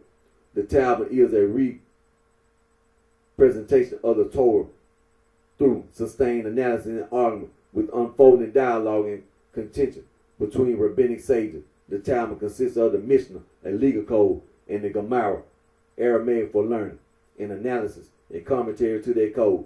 Rabbi Adin Steinsaltz writes that if the Bible is the cornerstone of Judaism, then the Talmud is the central pillar. No other work has had a comparable influence on the theory and practice of Jewish life, shaping influence on the theory and practice of Jewish life, and states, the Talmud is the repository of 1,000 years of Jewish wisdom and the oral law, which is as ancient and significant as the written law. The Torah finds expression therein. It is a conglomerate of law, legend, and philosophy, a blend of unique logic and shrewd pragmatism, of history and science, anecdotes and humor. Although its main objective is to interpret and comment on a book of law, it is simultaneously a work of art that goes beyond legislation and its practical application. And although the Talmud is, to this day, the primary source of Jewish law, it cannot be cited as an authority for purposes of ruling, though based on the principle of tradition and the transmission of authority from generation to generation. It is unparalleled in its eagerness to question and to re-examine convention and accepted views and to root out underlying causes. The Talmudic method of discussion and demonstration tries to approximate mathematical precision, but without having recourse to mathematical or logical symbols. The Talmud is the embodiment of the great concept of Mitzvot Talmud, Torah, the positive religious duty of studying Torah, of acquiring learning and wisdom, study which is its own end and reward. Now, Moses and the Torah. Orthodox and conservative Jews hold that the prophecy of Moses is held to be true. He is held to be the chief of all prophets, even of those who came before and after him. This belief was expressed by Maimonides, who wrote that Moses was superior to all prophets, whether they preceded him or arose afterward. Moses attained the highest possible human level. He perceived God to a degree surpassing every human that ever existed. God spoke to all other prophets through an intermediary. Moses alone did not need this. This is what the Torah means when God said, mouth to mouth, I will speak to him. The great Jewish philosopher Philo understands this type of prophecy to be an extraordinarily high level of philosophical understanding, which had been reached by Moses and which enabled him to write the Torah through his own rational deduction of natural law. Maimonides described a similar concept of prophecy. Since a voice that did not originate from a body cannot exist, the understanding of Moses was based on his lofty philosophical understanding. However, this does not imply that the text of the Torah should be understood literally as according to Karaism. Rabbinic tradition maintained that God conveyed not only the words of the Torah, but the meaning of the Torah. God gave rules as to how the law was to be understood and implemented, and these were passed down as an oral tradition. This oral law was passed down from generation to generation and ultimately written down almost 2,000 years later in the Mishnah and the two Talmuds. For Reformed Jews, the prophecy of Moses was not the highest degree of prophecy. Rather, it was the first in a long chain of progressive revelation in which mankind gradually began to understand the will of God better and better. As such, they maintain that the laws of Moses are no longer binding, and it is today's generation that must assess what God wants of them. This principle is also rejected by most Reconstructionist Jews, but for a different reason. Most posit that God is not a being with a will, thus they maintain that no will can be revealed. The origin of the Torah. The Torah is composed of 5 books called in English Genesis, Exodus, Leviticus, Numbers, and Deuteronomy. They chronicle the history of the Hebrews and also contain the commandments that Jews are to follow. Rabbinic Judaism holds that the Torah extant today is the same one that was given to Moses by God on Mount Sinai. Maimonides explained, we do not know exactly how the Torah was transmitted to Moses, but when it was transmitted, Moses merely wrote it down like a secretary taking dictation.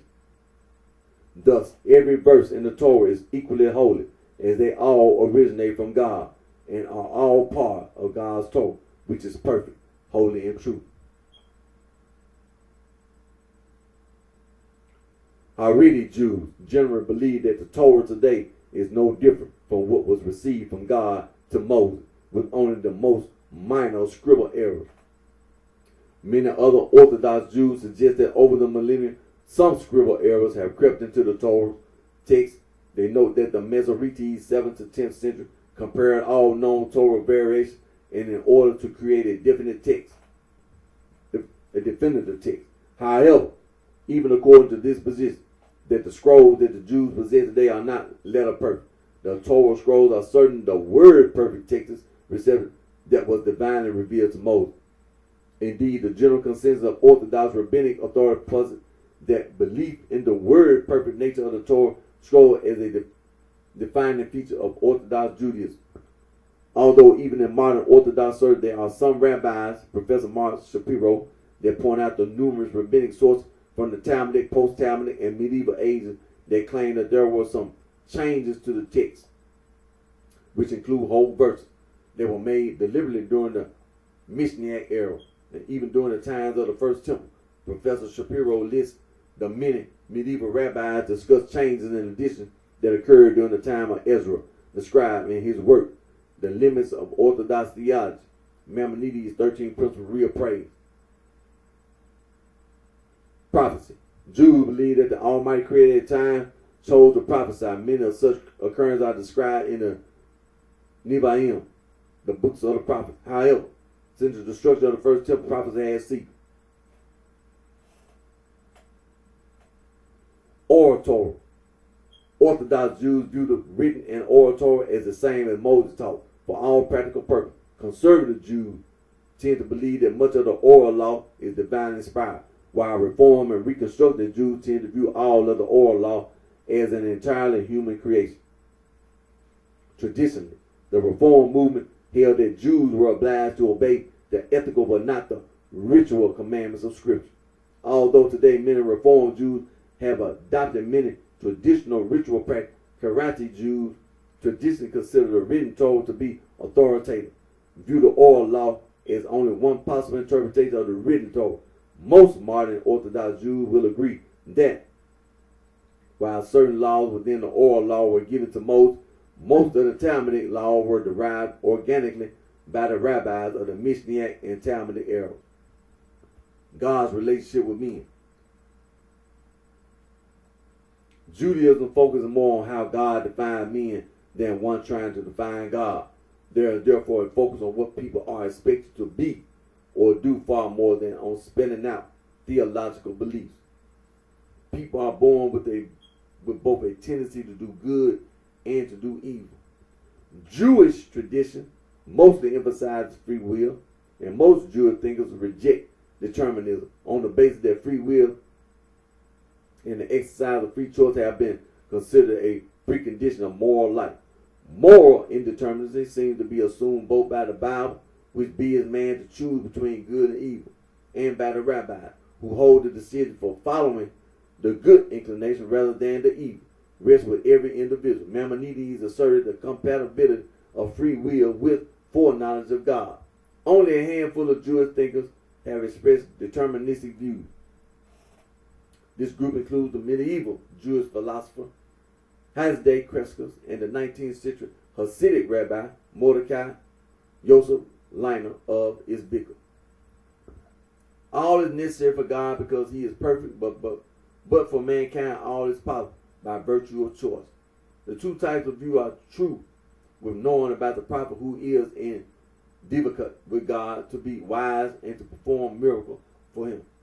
Judaism affirms that people are born with both a Yisr Hataf, an inclination or impulse to do good, and with a Yisr Hara, an inclination or impulse to do evil.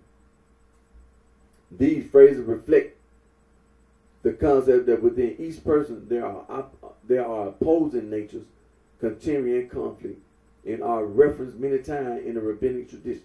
The rabbis even recognize a positive value to the Yisr Hara.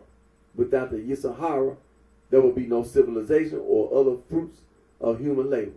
Midrash states, without the evil inclination, no one will father a child, build a house, or make a career. The implication is that Yisr Hataf and Yisr Hara are best understood not only as moral categories of good and evil, but as the inherent conflict within man between selfless and selfish orientations. Judaism recognizes two classes of sin: offenses against other people and offenses against God. Offense against God may be understood as violation of a contract, the covenant between God and the children of Israel. Once a person has sinned, there are various means by which they may obtain atonement. Atonement in Judaism. Judaism rejects the belief in original sin.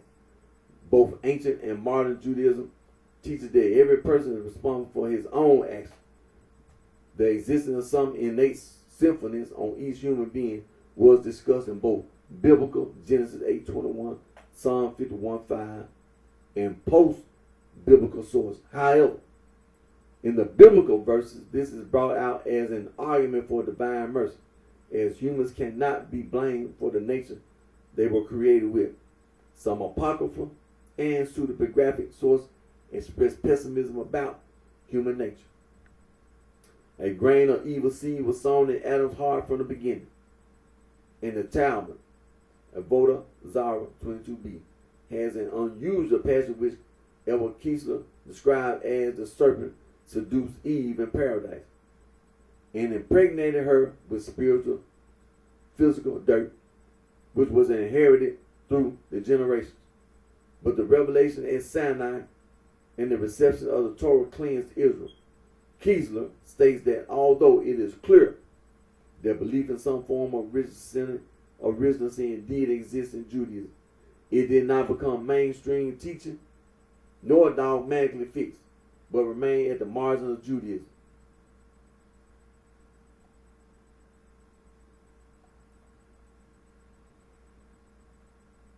Reward and punishment.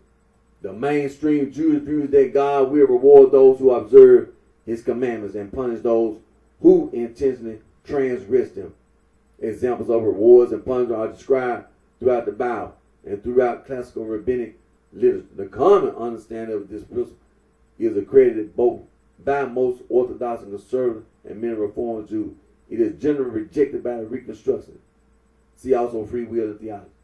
The Bible contains references to Sheol, literal gloom, as the common destination of the dead, which may be compared with the Hades or underworld of ancient religion. In later tradition, this is interpreted either as hell or as a literary expression for death or the grave in general. According to Agadic passages in the Talmud, God judges who has followed his commandments and who does not, and to what extent. Those who do not pass the test go to a purifying place, sometimes referred to as Gehenna, hell, but more analogous to the Christian purgatory, to learn their lesson. There is, however, for the most part, no eternal damnation. The vast majority of souls only go to that reforming place for a limited amount of time, less than 1 year. Certain categories are spoken of as having no part in the world to come, but this appears to mean annihilation rather than an eternity of torment. Philosophical rationalists such as Maimonides believe that God did not actually mete out rewards and punishment as such. In this view, these were beliefs that were necessary for the masses to believe in order to maintain a structured society and to encourage the observance of Judaism. However, once one learned Torah properly, one could then learn the higher truths. In this view, the nature of the reward is that if a person is perfecting his intellect to the highest degree, then the part of his intellect that connected to God, the active intellect, would be immortalized and enjoy the glory of the presence for all eternity. The punishment would simply be that this will not happen. No part of one's intellect will be immortalized with God. See divine providence in Jewish thought. The Kabbalah, mystical tradition in Judaism, contains further elaboration. Though some Jews do not consider these authoritative, for example, it admits the possibility of reincarnation, which is generally rejected by non-mystical Jewish theologians and philosophers. It also believes in a triple soul, of which the lower level, Nefesh or Amalite, dissolves into the elements. The middle layer, Ruach or intellect, goes to Gan Eden, paradise, while the highest level, Neshama or spirit, seeks union with God. Some Jews consider Tikkun Olam or repairing the world as a fundamental motivating factor in Jewish ethics. Therefore, the concept of life after death in the Jewish view is not encouraged as the motivating factor in performance of Judaism. Indeed, it is here that one can attain closeness to God even in this world through moral and spiritual perfection. Israel, chosen for a purpose. God chose the Jewish people to be in a unique covenant with God. The description of this covenant is the Torah itself. God further declared in the Torah through prophecy to Moses that his firstborn is the Israelites. However, closeness and being chosen does not imply exclusivity, as anyone can join and convert. Included in the idea of being chosen is that Jews were chosen for a specific mission, a duty to be a light unto the nation, and to have a covenant with God as described in the Torah. Rabbi Lord Emmanuel Jacobovitz former chief rabbi of the United Synagogue of Great Britain, described the mainstream Jewish view on this issue. Yes, I do believe that the chosen people concept, as affirmed by Judah in its holy writ, its prayers, and its millennial tradition. In fact, I believe that every people, and indeed in a more limited way, every individual is chosen or destined for some distinct purpose in advance of the designs of providence. Only some fulfill their mission and others do not. Maybe the Greeks were chosen for their unique contribution to art and philosophy, the Romans for their pioneer services in law and government, the British for bringing parliamentary rule to the world, and Americans for piloting democracy in a pluralistic society. The Jews were chosen by God to be peculiar unto me, as the pioneers of religion and morality. That was and is their national purpose, the Messiah. Judaism acknowledges an afterlife, but does not have a single or systemic way of thinking about the afterlife. Judaism places its overwhelming stress on Olam Hazeh, this world, rather than Olam Haba, the world to come. And speculations about the world to come are peripheral to mainstream Judaism. In Pirkei Avot, Ethics of the Father, it is said that 1 hour of penitence and good deeds in this world is better than all the life of the world to come. But 1 hour of spiritual repose in the world to come is better than all the life of this world, reflecting both a view of the significance of life on earth and the spiritual repose granted to the righteous in the next world.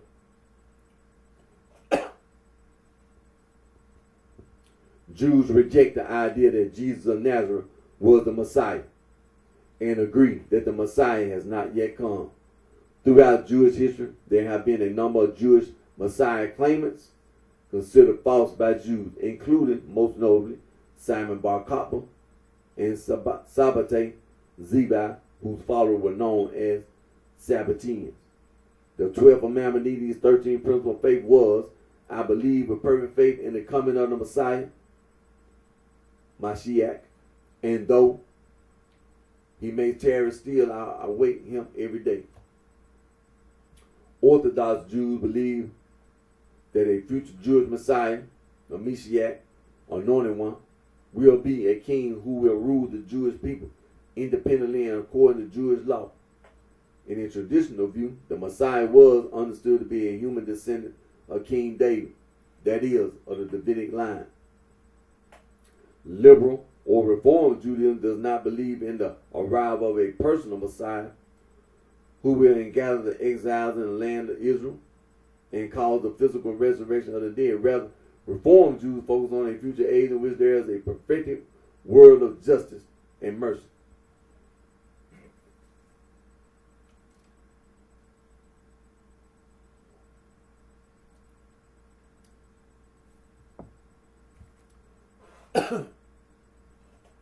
So, like I said, when we on Wikipedia. Like I said, Wikipedia has citations. You have the footnotes. You have references and sources. So it's good, and that means the library. See, all this information on Wikipedia, it comes from the library.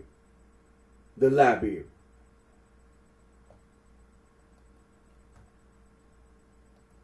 The same thing with the encyclopedia and the dictionary.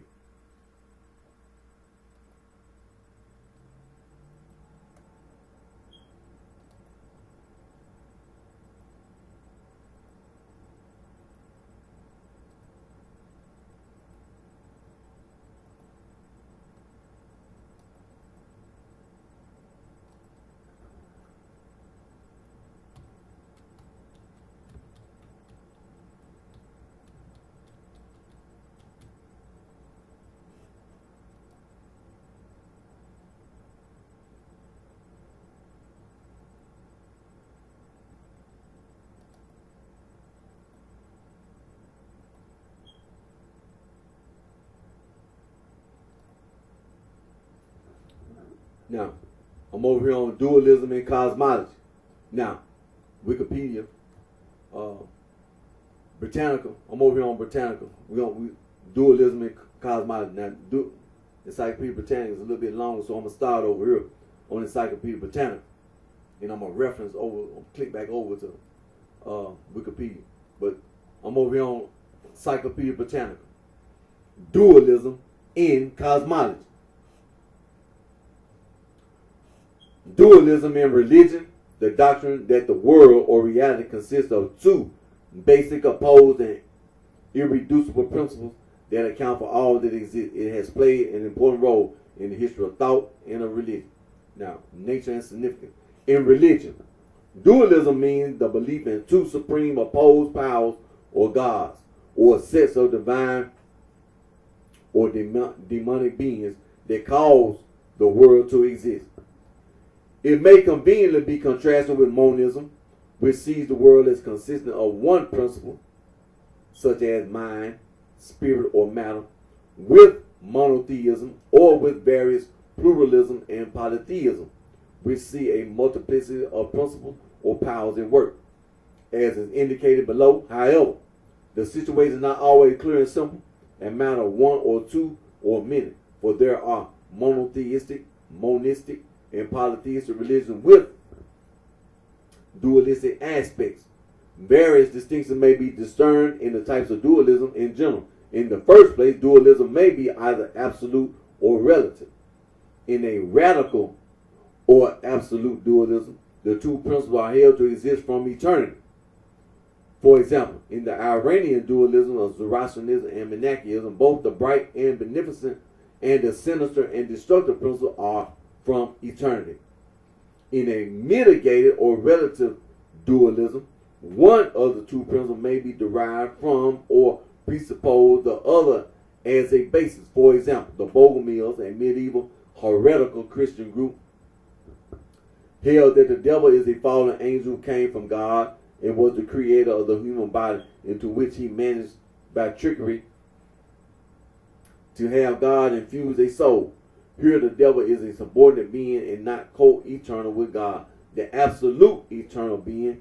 This then is clearly a qualified, not a radical dualism. Both radical and mitigated types of dualism are found among different groups of the late medieval Cathari, a Christian heretical movement closely related to the Bogomils. Another and perhaps more important distinction is that between dialectical and eschatological dualism. Dialectical dualism involves an eternal dialectic or tension of two opposed principles, such as in Western culture, the one and the many, or idea and matter, or space called by Plato the receptacle, and in Indian culture, Maya, the illusory world of sense, experience, and multiplicity. In Atman Brahman, the essential identity of self and ultimate reality. Dialectical dualism ordinarily implies a cyclical or eternally repetitive view of history. Eschatological dualism, a dualism concerned with the ultimate destiny of humanity and the world, how things will be in the last time. On the other hand, conceives of a final resolution of the present dualistic state of things in which evil will be eliminated at the end of a linear history, constituted of a series of unrepeatable events instead of a cyclical, repetitive one.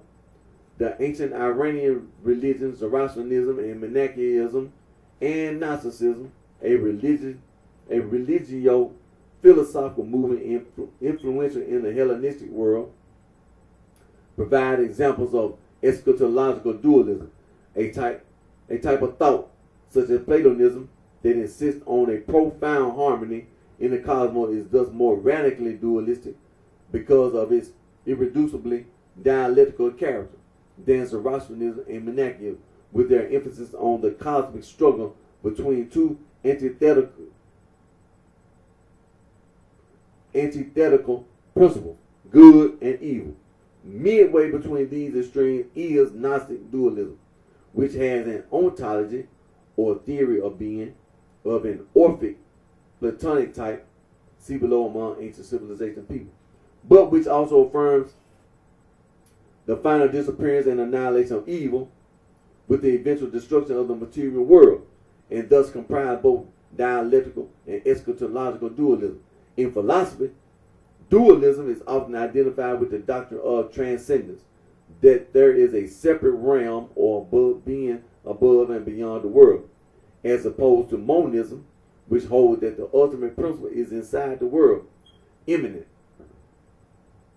In the disciplines concerned with the study of religion, however, religious dualism refers not to the distinction or separation of God and the world, but to the doctrine of two basic principles, a doctrine that, moreover, may easily be compatible with a form of monism,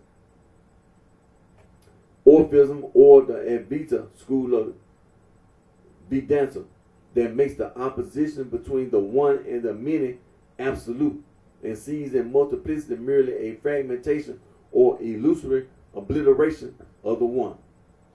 Now you have historical varieties of religious dualism. Among ancient civilizations and people, dualism is a phenomenon of major importance in the religions of the ancient world. Those of the Middle East would be considered here. Egypt and Mesopotamia. While there was generally no explicit dualism in ancient Egyptian religion, there was an implicit dualism in the contrast between the god Seth and the god Osiris. Seth, a violent, aggressive, foreign, sterile god, connected with disorder, the desert, and loneliness, was opposed to Osiris, the god of fertility and life, active in the waters of the Nile. Seth also possessed some typically dualistic marks of a mythological character.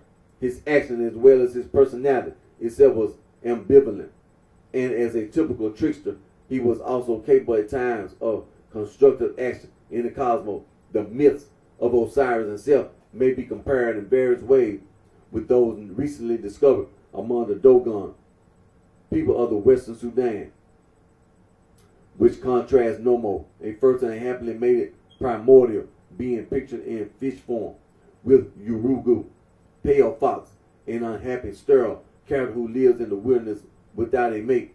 Urugu is considered to be the element that makes the universe complete, the same role assigned to Seth in the Egyptian myth.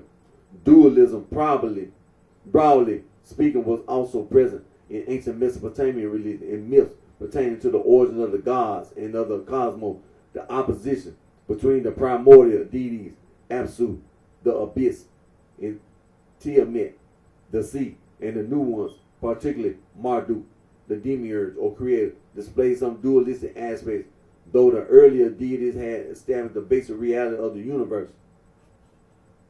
Its ontological core, because of their chaotic and selfish nature, they resisted their own offspring, who were later to create the now existing definite order of the cosmos, a dualism of the ontological basic reality or being versus the cosmological. The form or order of the material universe is thus implicitly affirmed. Greece and the Hellenistic world. Analogous dualistic concept may be found in the early Greek theogony of Hesiod and his myths of the gods Uranus, Cronus, and Zeus, and the conflict between primordial and later gods. It was in the latter classical Greek world, however, that dualism was most evident. Many of the pre-Socratic philosophers, 6th and 5th century BCE, were dualistic in various ways in the teaching of Parmenides, for example, noted for reducing the world to a static one, a classical instance of monism. There is still a radical opposition between the realms of being and opinion, between ultimate reality and the world of human sense experience. On the other hand, in the doctrines of Heraclitus, noted for reducing the world to fiery chain, the conflict of opposites, hot, cold, day, night, beginning, end, the way up, the way down, called by Heraclitus, Polemus, war, was exalted to become a metaphysical principle. Though these opposites are piecemeal dyads, their effect taken together is as a whole dualistic. The dualism of Empedocles, simultaneously a religious teacher and a natural philosopher, is especially striking, for he viewed the primordial spirit of the universe as undergoing cycles alternately under the dominance of the antithetical principle of love and discord, which periodically break and then reconstructed In this context, there exists daimonies, souls, divine beings that have fallen from a superior world into this world and exist clothed in the form robe of the flesh. These souls are therefore subject to transmigration through a series of vegetable, animal, and human bodies owing to a primitive accident for which credit was given to the furious discord. The same antithetical principles are to be found in Orphism, a Greek mystical school, which constituted an independent development within Greek religion and philosophy, beginning in the 6th century BCE. It was part of a mysteriosophic trend that sought to attain the wisdom of secret mystic and cultic doctrines. Orphism is characterized by its soma sema, or body-tomb concept, which saw the body as a prison or tomb in which the soul, a divine element akin to the gods, is incarcerated. In addition to this philosophical dualism of soul and body, the Orphic idea that everything comes from the one and returns to the one demonstrates a typical dialectical dualism in which an implicit monism is involved, developing on an analogous level. Pythagorean numerical and mystical speculation arising from the 6th century BCE Greek philosopher and religious teacher Pythagoras also stressed the dualistic opposition of monad, dyad, 1, 2, and of other dialectical pairs of opposites. Many of these dualistic ideas, especially the Orphic and Pythagorean ones, are also found in writings of the Greek philosopher Plato, such as the Timaeus, Phaedo, Gorgias, and Critolus. In these writings, a divine part of the human soul that is directly infused by the divinity and a mortal part, passionate and vegetative, are defined and considered. The mortal part is assigned to humanity by inferior divinities, charged to do so by the supreme divinity, and the appetitive passions involved, if fallen, are held to be responsible for the punishments that the soul will suffer during various periods of habitation in the other world and reincarnation in this one. Thus God remains free of blame for human destiny. The mortal or spoiled part of humanity is further attributed in Plato's laws to the titanic nature within its makeup as element of violence and impiety inherited from the primordial rebellious titans, sons of the earth.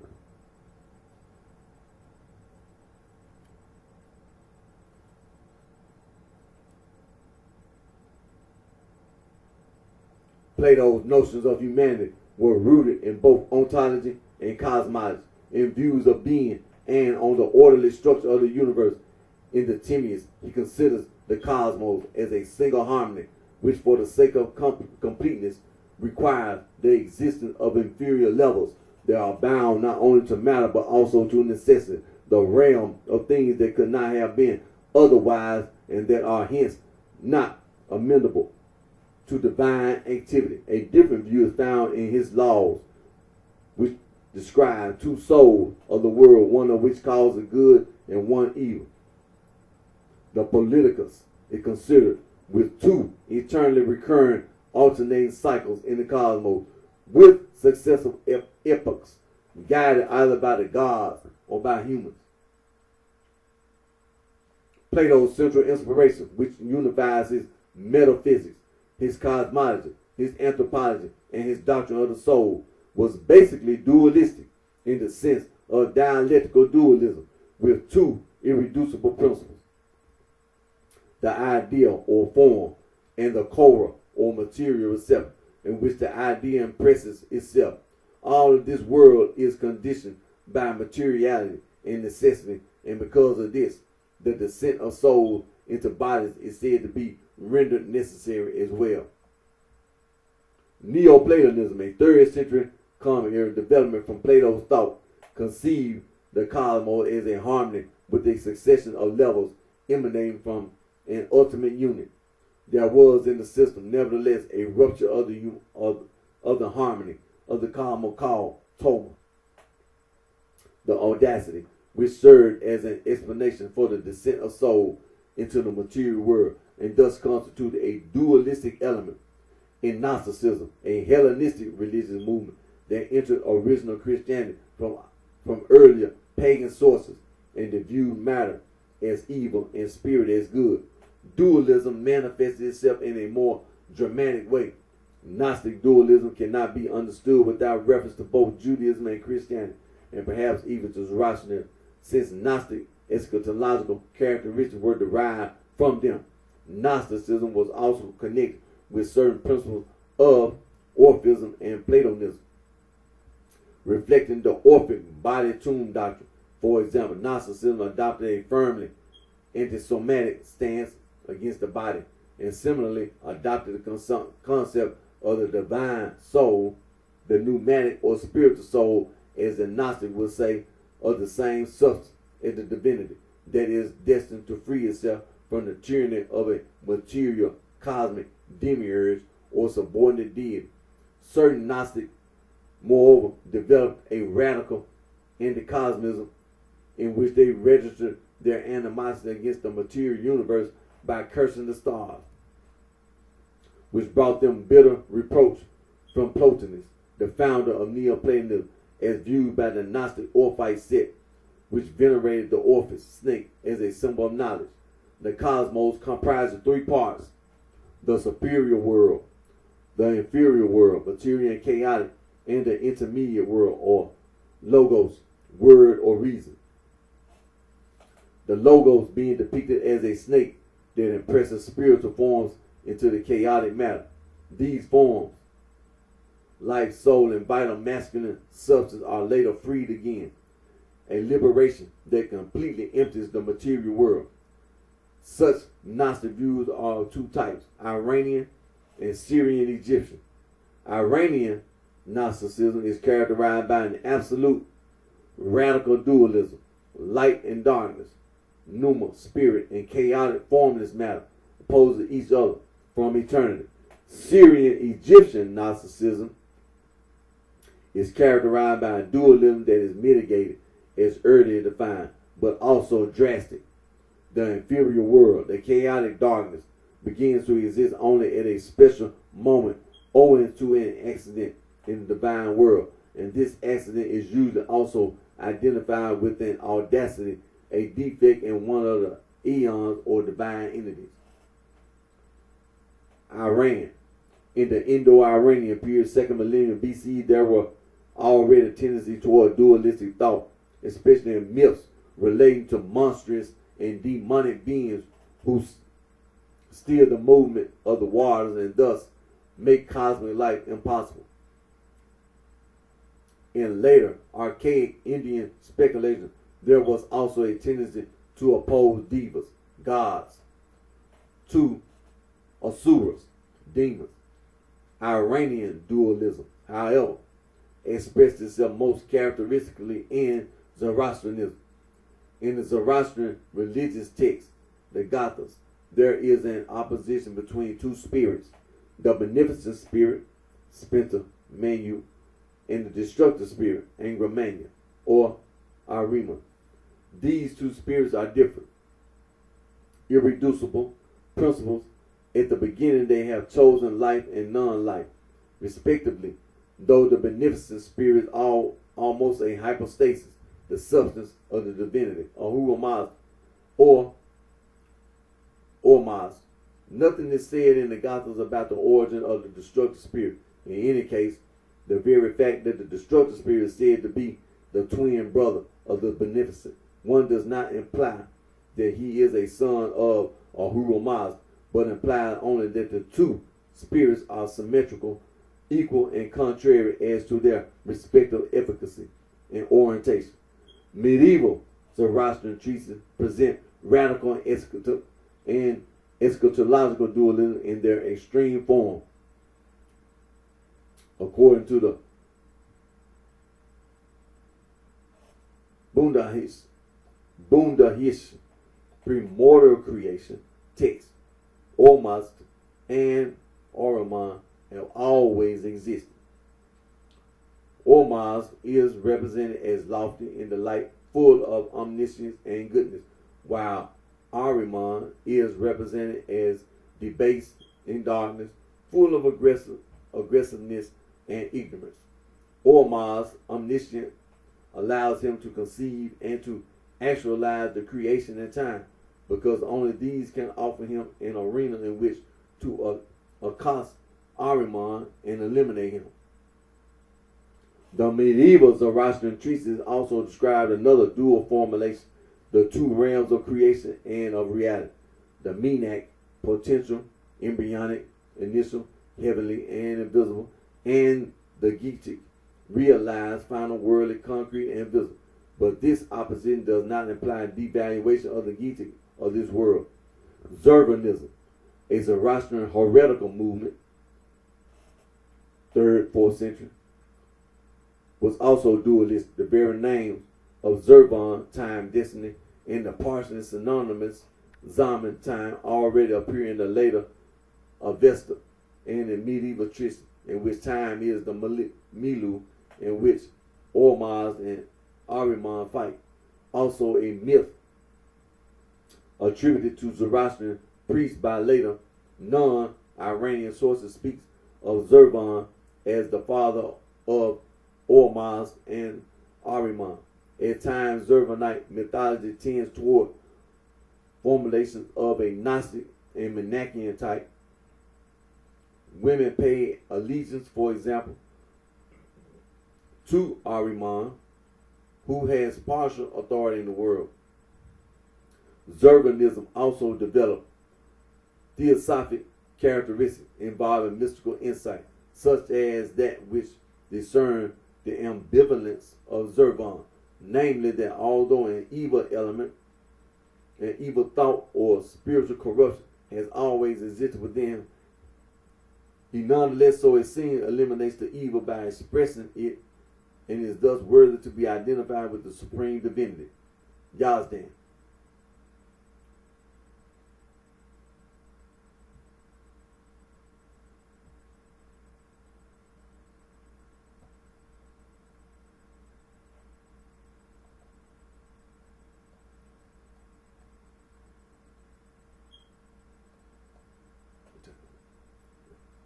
And then it goes on, like I said, that was among the South and East Asian religions. Then you go into China, classical Chinese thought, which began with the teaching of the philosopher Confucius, first early in the 5th century BCE, and ended with the close of the Warring States period in 221 BCE, upheld the notion of a dynamic universe and thus generally eschewed the radical dualism that emerged in India, Iran, and Europe. The notion of yin and yang, the opposed polarities of cosmic flux, may at first seem dualistic. Yin is associated with passivity and femininity, yang with activity and masculinity. Yet yin and yang are not radically separate. They complement and permeate each other, emerging as two extreme aspects of the constant transformation of the Tao, the way of the universe. Likewise, all of the 10,000 things, a Chinese metaphor for the world, are seen as the cumulative product of the generative forces of heaven and earth. Like yin and yang, however, heaven and earth are complementary aspects of a continuous process of creation and not radically separate entities. A more extreme dualism appeared as Chinese thinkers encountered intellectual systems, most notably Buddhism, that originated outside China. Even so, the emphasis in Chinese thought remained primarily on harmony rather than tension between opposites. Wang Bai, 226-249, who developed much of the terminology and many of the concepts of Chinese ontology, distinguished being from non-being, the latter which he equated with the Tao, rather than nothingness. However, non-being is pure being. Wang referred to Wu as the great note that harmonizes the other notes, beings that constitute the symphony of the universe. Now, the philosopher of Neo-Confucian thinker Zhu Zai, 1130 to 1200, which subsequently influenced greater East Asian culture, gave rise to controversies between dualistic interpretations of his system. Zhu stated that the universe and everything in it is a combination of life principle, but also connoting a concept akin to natural law, literally pattern, and Kai, life force or matter energy, literally vital breath. When principle combined with matter energy, a thing exists. For Zhu, principle and matter energy are obverse sides of the same coin. Both are generated by the fluctuation of the great ultimate, Taj. Yet while he insisted that principle and matter energy are never separate, Zhu seemed to give ontological priority to principle, which provides order to dynamic, chaotic matter energy.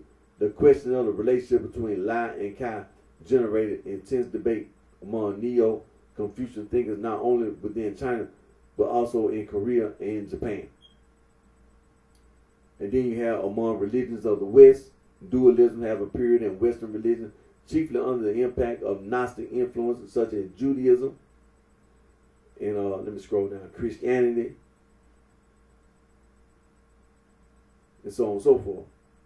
And so this so-called dualistic, this Gnostic foolishness is just what it is, just stupid. But like I say, among religions of the West, dualism have appeared in Western religion, chiefly under the impact of Gnostic influences. Judaism, no real dualism is found in Judaism except in the Gnostic and theosophic forms of Jewish mysticism known as Kabbalah.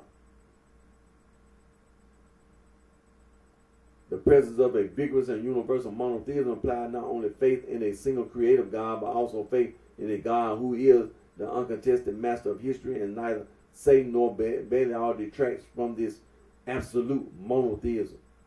Now that's Judaism. Now let me scroll right quick. Christianity, dualistic concepts appear principally in its Gnostic development, but even in the 2nd century Judaizing sect of the Encrates, which was not really Gnostic, there were dualistic aspects that had modified some tendencies of later Judaism. These teachings were also particularly prominent in the writings of the supporters of Docetism, the doctrine that Christ, being divine, did not suffer and die in centuries, who held that matter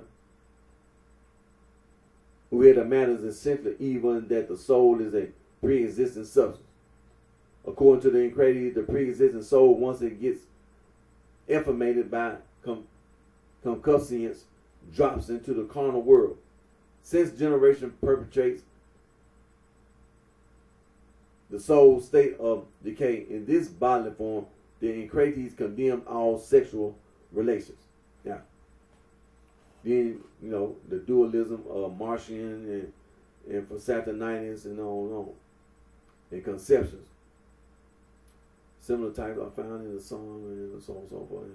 Now, the Gnostic dualist view survived in late antiquity and into the Middle Ages, both in the East among the Mandeans, Yazidi, and some extreme sects within the Shiite branch of Islam, and in the West among the Bogomils and the Cathari. It is still present today in modern theosophy. And then you got to deal with among religions of modern indigenous peoples, North American, first and Native Americans, but as well as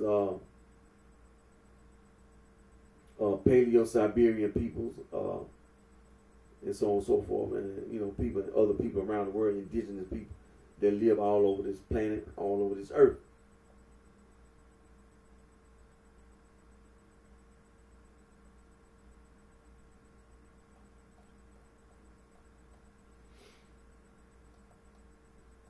So, like I said, today I was reading from Encyclopedia Britannica, and as you can see, it's very detailed. Very detailed. That's what it means. Very detailed, as well as Wikipedia, but it's a little bit. Encyclopedia Britannica was a little bit long. Let me click right quick, because over on Wikipedia they were talking about moral dualism, is the belief of the great complement or conflict between the benevolent and the malevolent, like ditheism, bitheism.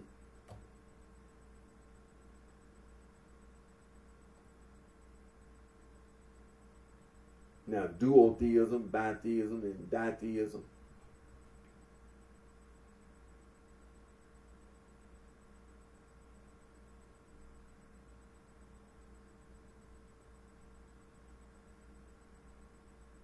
Because both bitheism and ditheism imply belief in two equally powerful gods with complementary or antinomous properties. However, while bitheism implies harmony, ditheism implies rivalry and opposition.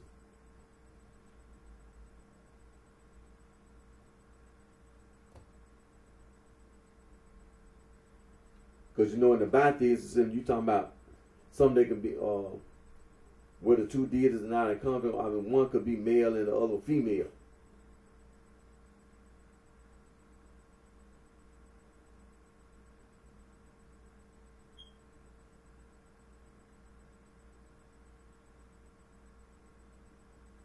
That's what they were talking about, that neo-pagan stuff, that Wicca, where you talking about duotheism, bitheism.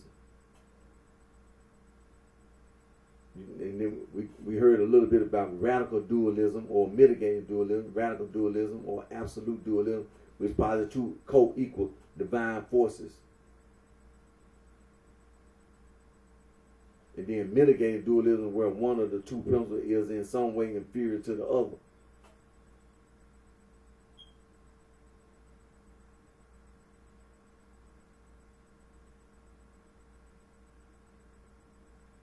Then you have theistic dualism. In theistic dualism, you're talking about dualism can refer to the relationship between God and creation, or God and the universe. Because in Christianity, the dualism between God and creation exists as a central belief in multiple historical sets and traditions of Christianity, including Marcionism, Catholicism, Polytheism, and other forms of Gnostic Christianity. However, Gnosticism is a diverse, syncretistic religious movement consisting of various belief systems, generally uniting in a belief in its distinction between a supreme, transcendent God and a blind, evil demiurge responsible for creating the material universe, thereby trapping the divine spark within matter. Gnosticism is not limited to Christianity and also incorporates beliefs from other Abrahamic traditions, such as early Jewish sects. So when you talk about this syncretism is the practice of combining different beliefs and various schools of thoughts. Syncretism involves the merger or assimilation of several originally discrete traditions, especially in the theology and mythology of religion, thus asserting an underlying unity and allowing for an inclusive approach to other faiths, while syncretism in art and culture is sometimes likened to eclecticism in the realm of religion. It specifically denotes a more integrated merging of beliefs into a unified system, distinct from eclecticism, which implies a selective adoption of elements from different traditions without necessarily blending them into a new cohesive belief system. Syncretism also manifests in politics, known as syncretistic politics. Now, religious syncretism is the blending of two or more religious belief systems into a new system, or the incorporation into a religious tradition of belief from unrelated traditions. This can occur for many reasons. In the latter scenario, happens quite commonly in areas where multiple religious traditions exist in proximity and function actively in a culture, or when a culture is conquered and the conquerors bring their religious beliefs with them, but do not succeed in entirely eradicating the old beliefs or especially practice. Religions may have syncretic elements to their beliefs or history, but adherents of so-called label systems often frown or apply the label, especially adherents who belong to revealed religious systems such as the Abrahamic religion, or any system that exhibits an exclusivist approach. Such adherents sometimes see syncretism as a betrayal of their pure faith, of their pure truth. By this reason, adding An incompatible belief corrupts the original religion, render it no longer true. Indeed, critics of a syncretistic trend may use the word or its variants as a disparaging epithet, as a charge, implying that those who seek to incorporate a new view, belief, or practice into a religious system pervert the original faith. So that's what that syncretism means. And so, talking about dualism, theistic dualism, like the Cathars, who the Catholics kicked out, and in Hinduism, then you have ontological dualism. We just touched on that, and it's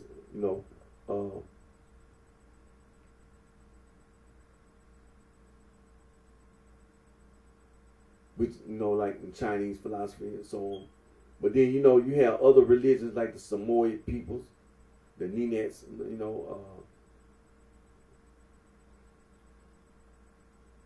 the Chukchi people, the Fujians, and so on and so forth. Indigenous people around the world had this dualistic point of view about religion. Now let me click right quick to mind-body dualism. In the philosophy of mind-body dualism denotes either the view that mental phenomena are non-physical, or that the mind and body are distinct and separable. Thus, it encompasses a set of views about the relationship between mind and matter, as well as between subject and object, and is contrasted with other positions such as physicalism and inactivism in the mind-body problem. All right. Now, dualism is closely associated with the thought of Rene Descartes, 1641, who holds that the mind is a non-physical and therefore non-spatial substance. Descartes clearly identified the mind with consciousness and self-awareness and distinguished this from the physical brain as the seat of intelligence. Hence, he was the first documented Western philosopher to formulate the mind-body problem in the form which it exists today. However, the theory of substance dualism has many advocates in contemporary philosophy, such as Richard Swinburne, William Haggard, J.P. Moreland, E.J. Lowe, Charles Tagliaferro, Sayed Jabbar, and John Fern. Dualism is contrasted with various kinds of monism. Substance dualism is contrasted with all forms of materialism, but property dualism may be considered a form of emergent materialism or non-reductive physicalism in some sense. Now, you have types. Ontological dualism makes dual commitments about the nature of existence as it relates to mind and matter, and can be divided into three different types. Substance dualism asserts that mind and matter are fundamentally distinct kinds of foundation.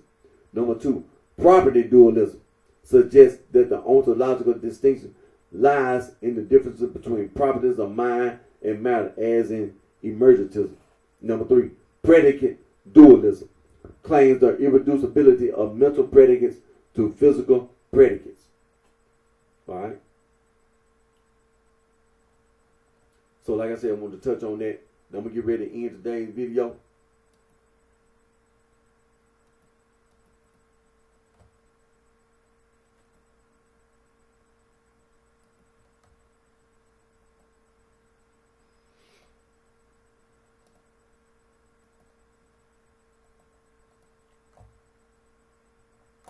Yeah, I'm going to get ready to end today's video. And again, my name is Eric D. Jones, also known as BrightShine. I'm right here in the city of Memphis, in the county seat of the state of Tennessee.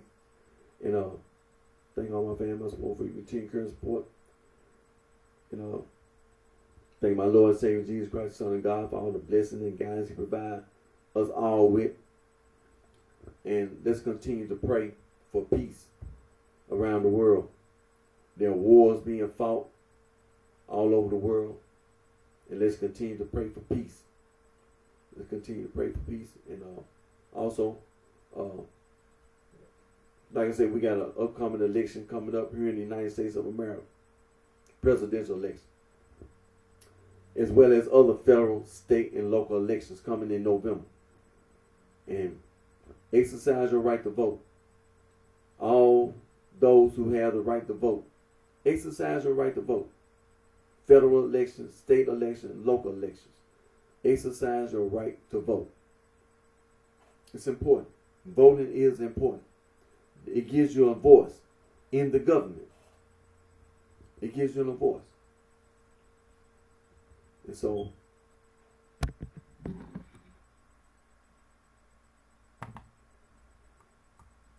don't just sit around and just, don't care or don't be concerned with federal, state, and local elections. It's important. It's important. So, participate in the electoral process and get involved in the electoral process. And, give your voice to this electoral process. Don't think of yourself as don't think that your vote don't matter or that it don't make a difference, but it does. Your vote matters. It's important. So get involved in the electoral process. And so I'm going to go ahead and end today's video. You take care of yourself. I hope and pray that everyone here in the United States of America, we just had Labor Day this past week. And so hope and pray that everyone had a safe and best Labor Day. And now we're coming into the fall season and everything. And so continue to pray for peace and just pray for overall well-being. Pray. And until next time, we're gonna pick up, because let me say this. When I do my reading, I read for myself, I read for others as well, because things get pointed out in the process of reading. But see, information, information is power. And people try to deny Black/African American, well as other people, access to information. It's important. It's important. Reading is fundamental. Having education is key. Education is key to success. Education is the key to prosperity and success. It's important to have education. It really is. You wouldn't know your civil rights or human rights without education. It's important. And see, that's the reason why I do the things I do. Because somebody tried to victimize men, women, and children, including me, with that Gnostic foolishness, as well as, and I make sure I inform myself, but I don't just inform myself, I try to inform others, just like the Lower Stone disciple. You don't try to be aggressive and go around trying to be violent and try to make false accusations. Talking about somebody else don't know what they talking about. See, it's people with PhDs and they argue with each other about all kind of stuff. We just got through talking about mind-body dualism.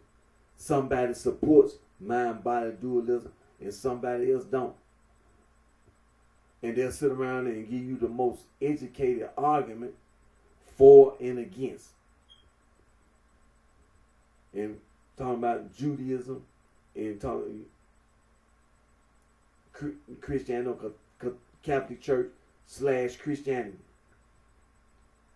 Because to be honest with you, when you say Catholic Church, the bishops, the priests, and the deacons, they're not going to say they are Christian.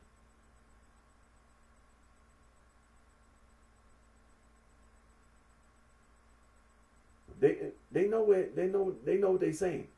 They'll say they are Catholic. Even the Catholics, not just but they teach. No, when you say Christian, that's what the Protestants say, or what they call denomination and non-denomination.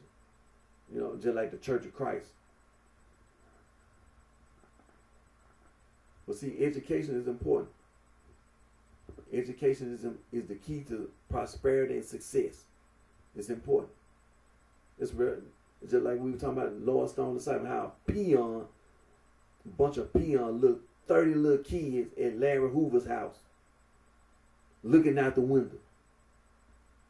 Looking out the window. Looking out the window at Larry Hoover's house. At the Pimps and the Gangsters. At the Guys and Gals nightclub. Looking out the window. Lord Stone disciple already, you know what I'm saying? Already been in exist all over the whole city of Chicago as well as the state of Illinois. But see, some criminals try to go around this Gnostic foolishness. Just like we were talking about them codexes. See, the Askew Codex, the Berlin Codex, the Bruce Codex, this way back in the 1700s and 1800s. And you talking about slavery. And then in 1946, they found a Nagamon library. Gnosticism. Like they're supposed to be the salvation of mankind. Running around, you know what I'm saying? Going behind other people's backs. Man.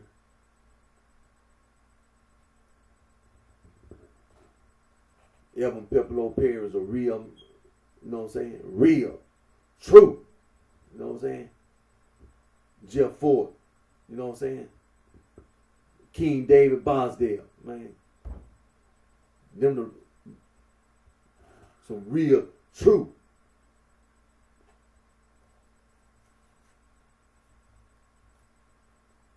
See, all this about time, man. Like I said, hey.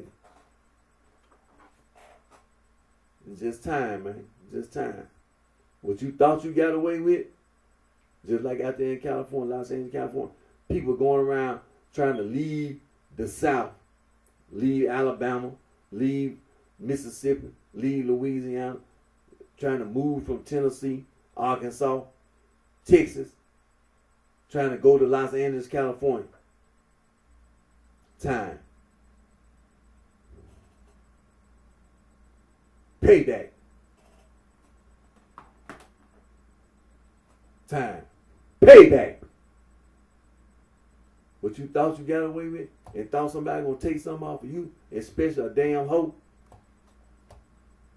Talking about a damn hoe running around trying to victimize men, women, and children. You think somebody gonna take something off you? Well, don't put my name in there. That's the reason why I'm walking around in the warehouse now. Because I ain't gonna take it. Goddamn it, I ain't gonna take it. And I ain't scared. And you can tell them goddamn bitches over there on the East Coast, if there's anybody ain't gonna go, Eric ain't gonna take it. He ain't gonna take it. Eric gonna fight. Eric gonna fight. Because I'm a pit bull. Goddamn. Put that damn Yorkshire Terrier up. Put him up.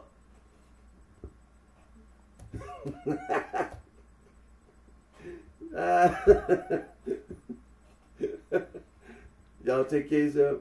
Until next time, take care of yourself. I wish each and one of you very best.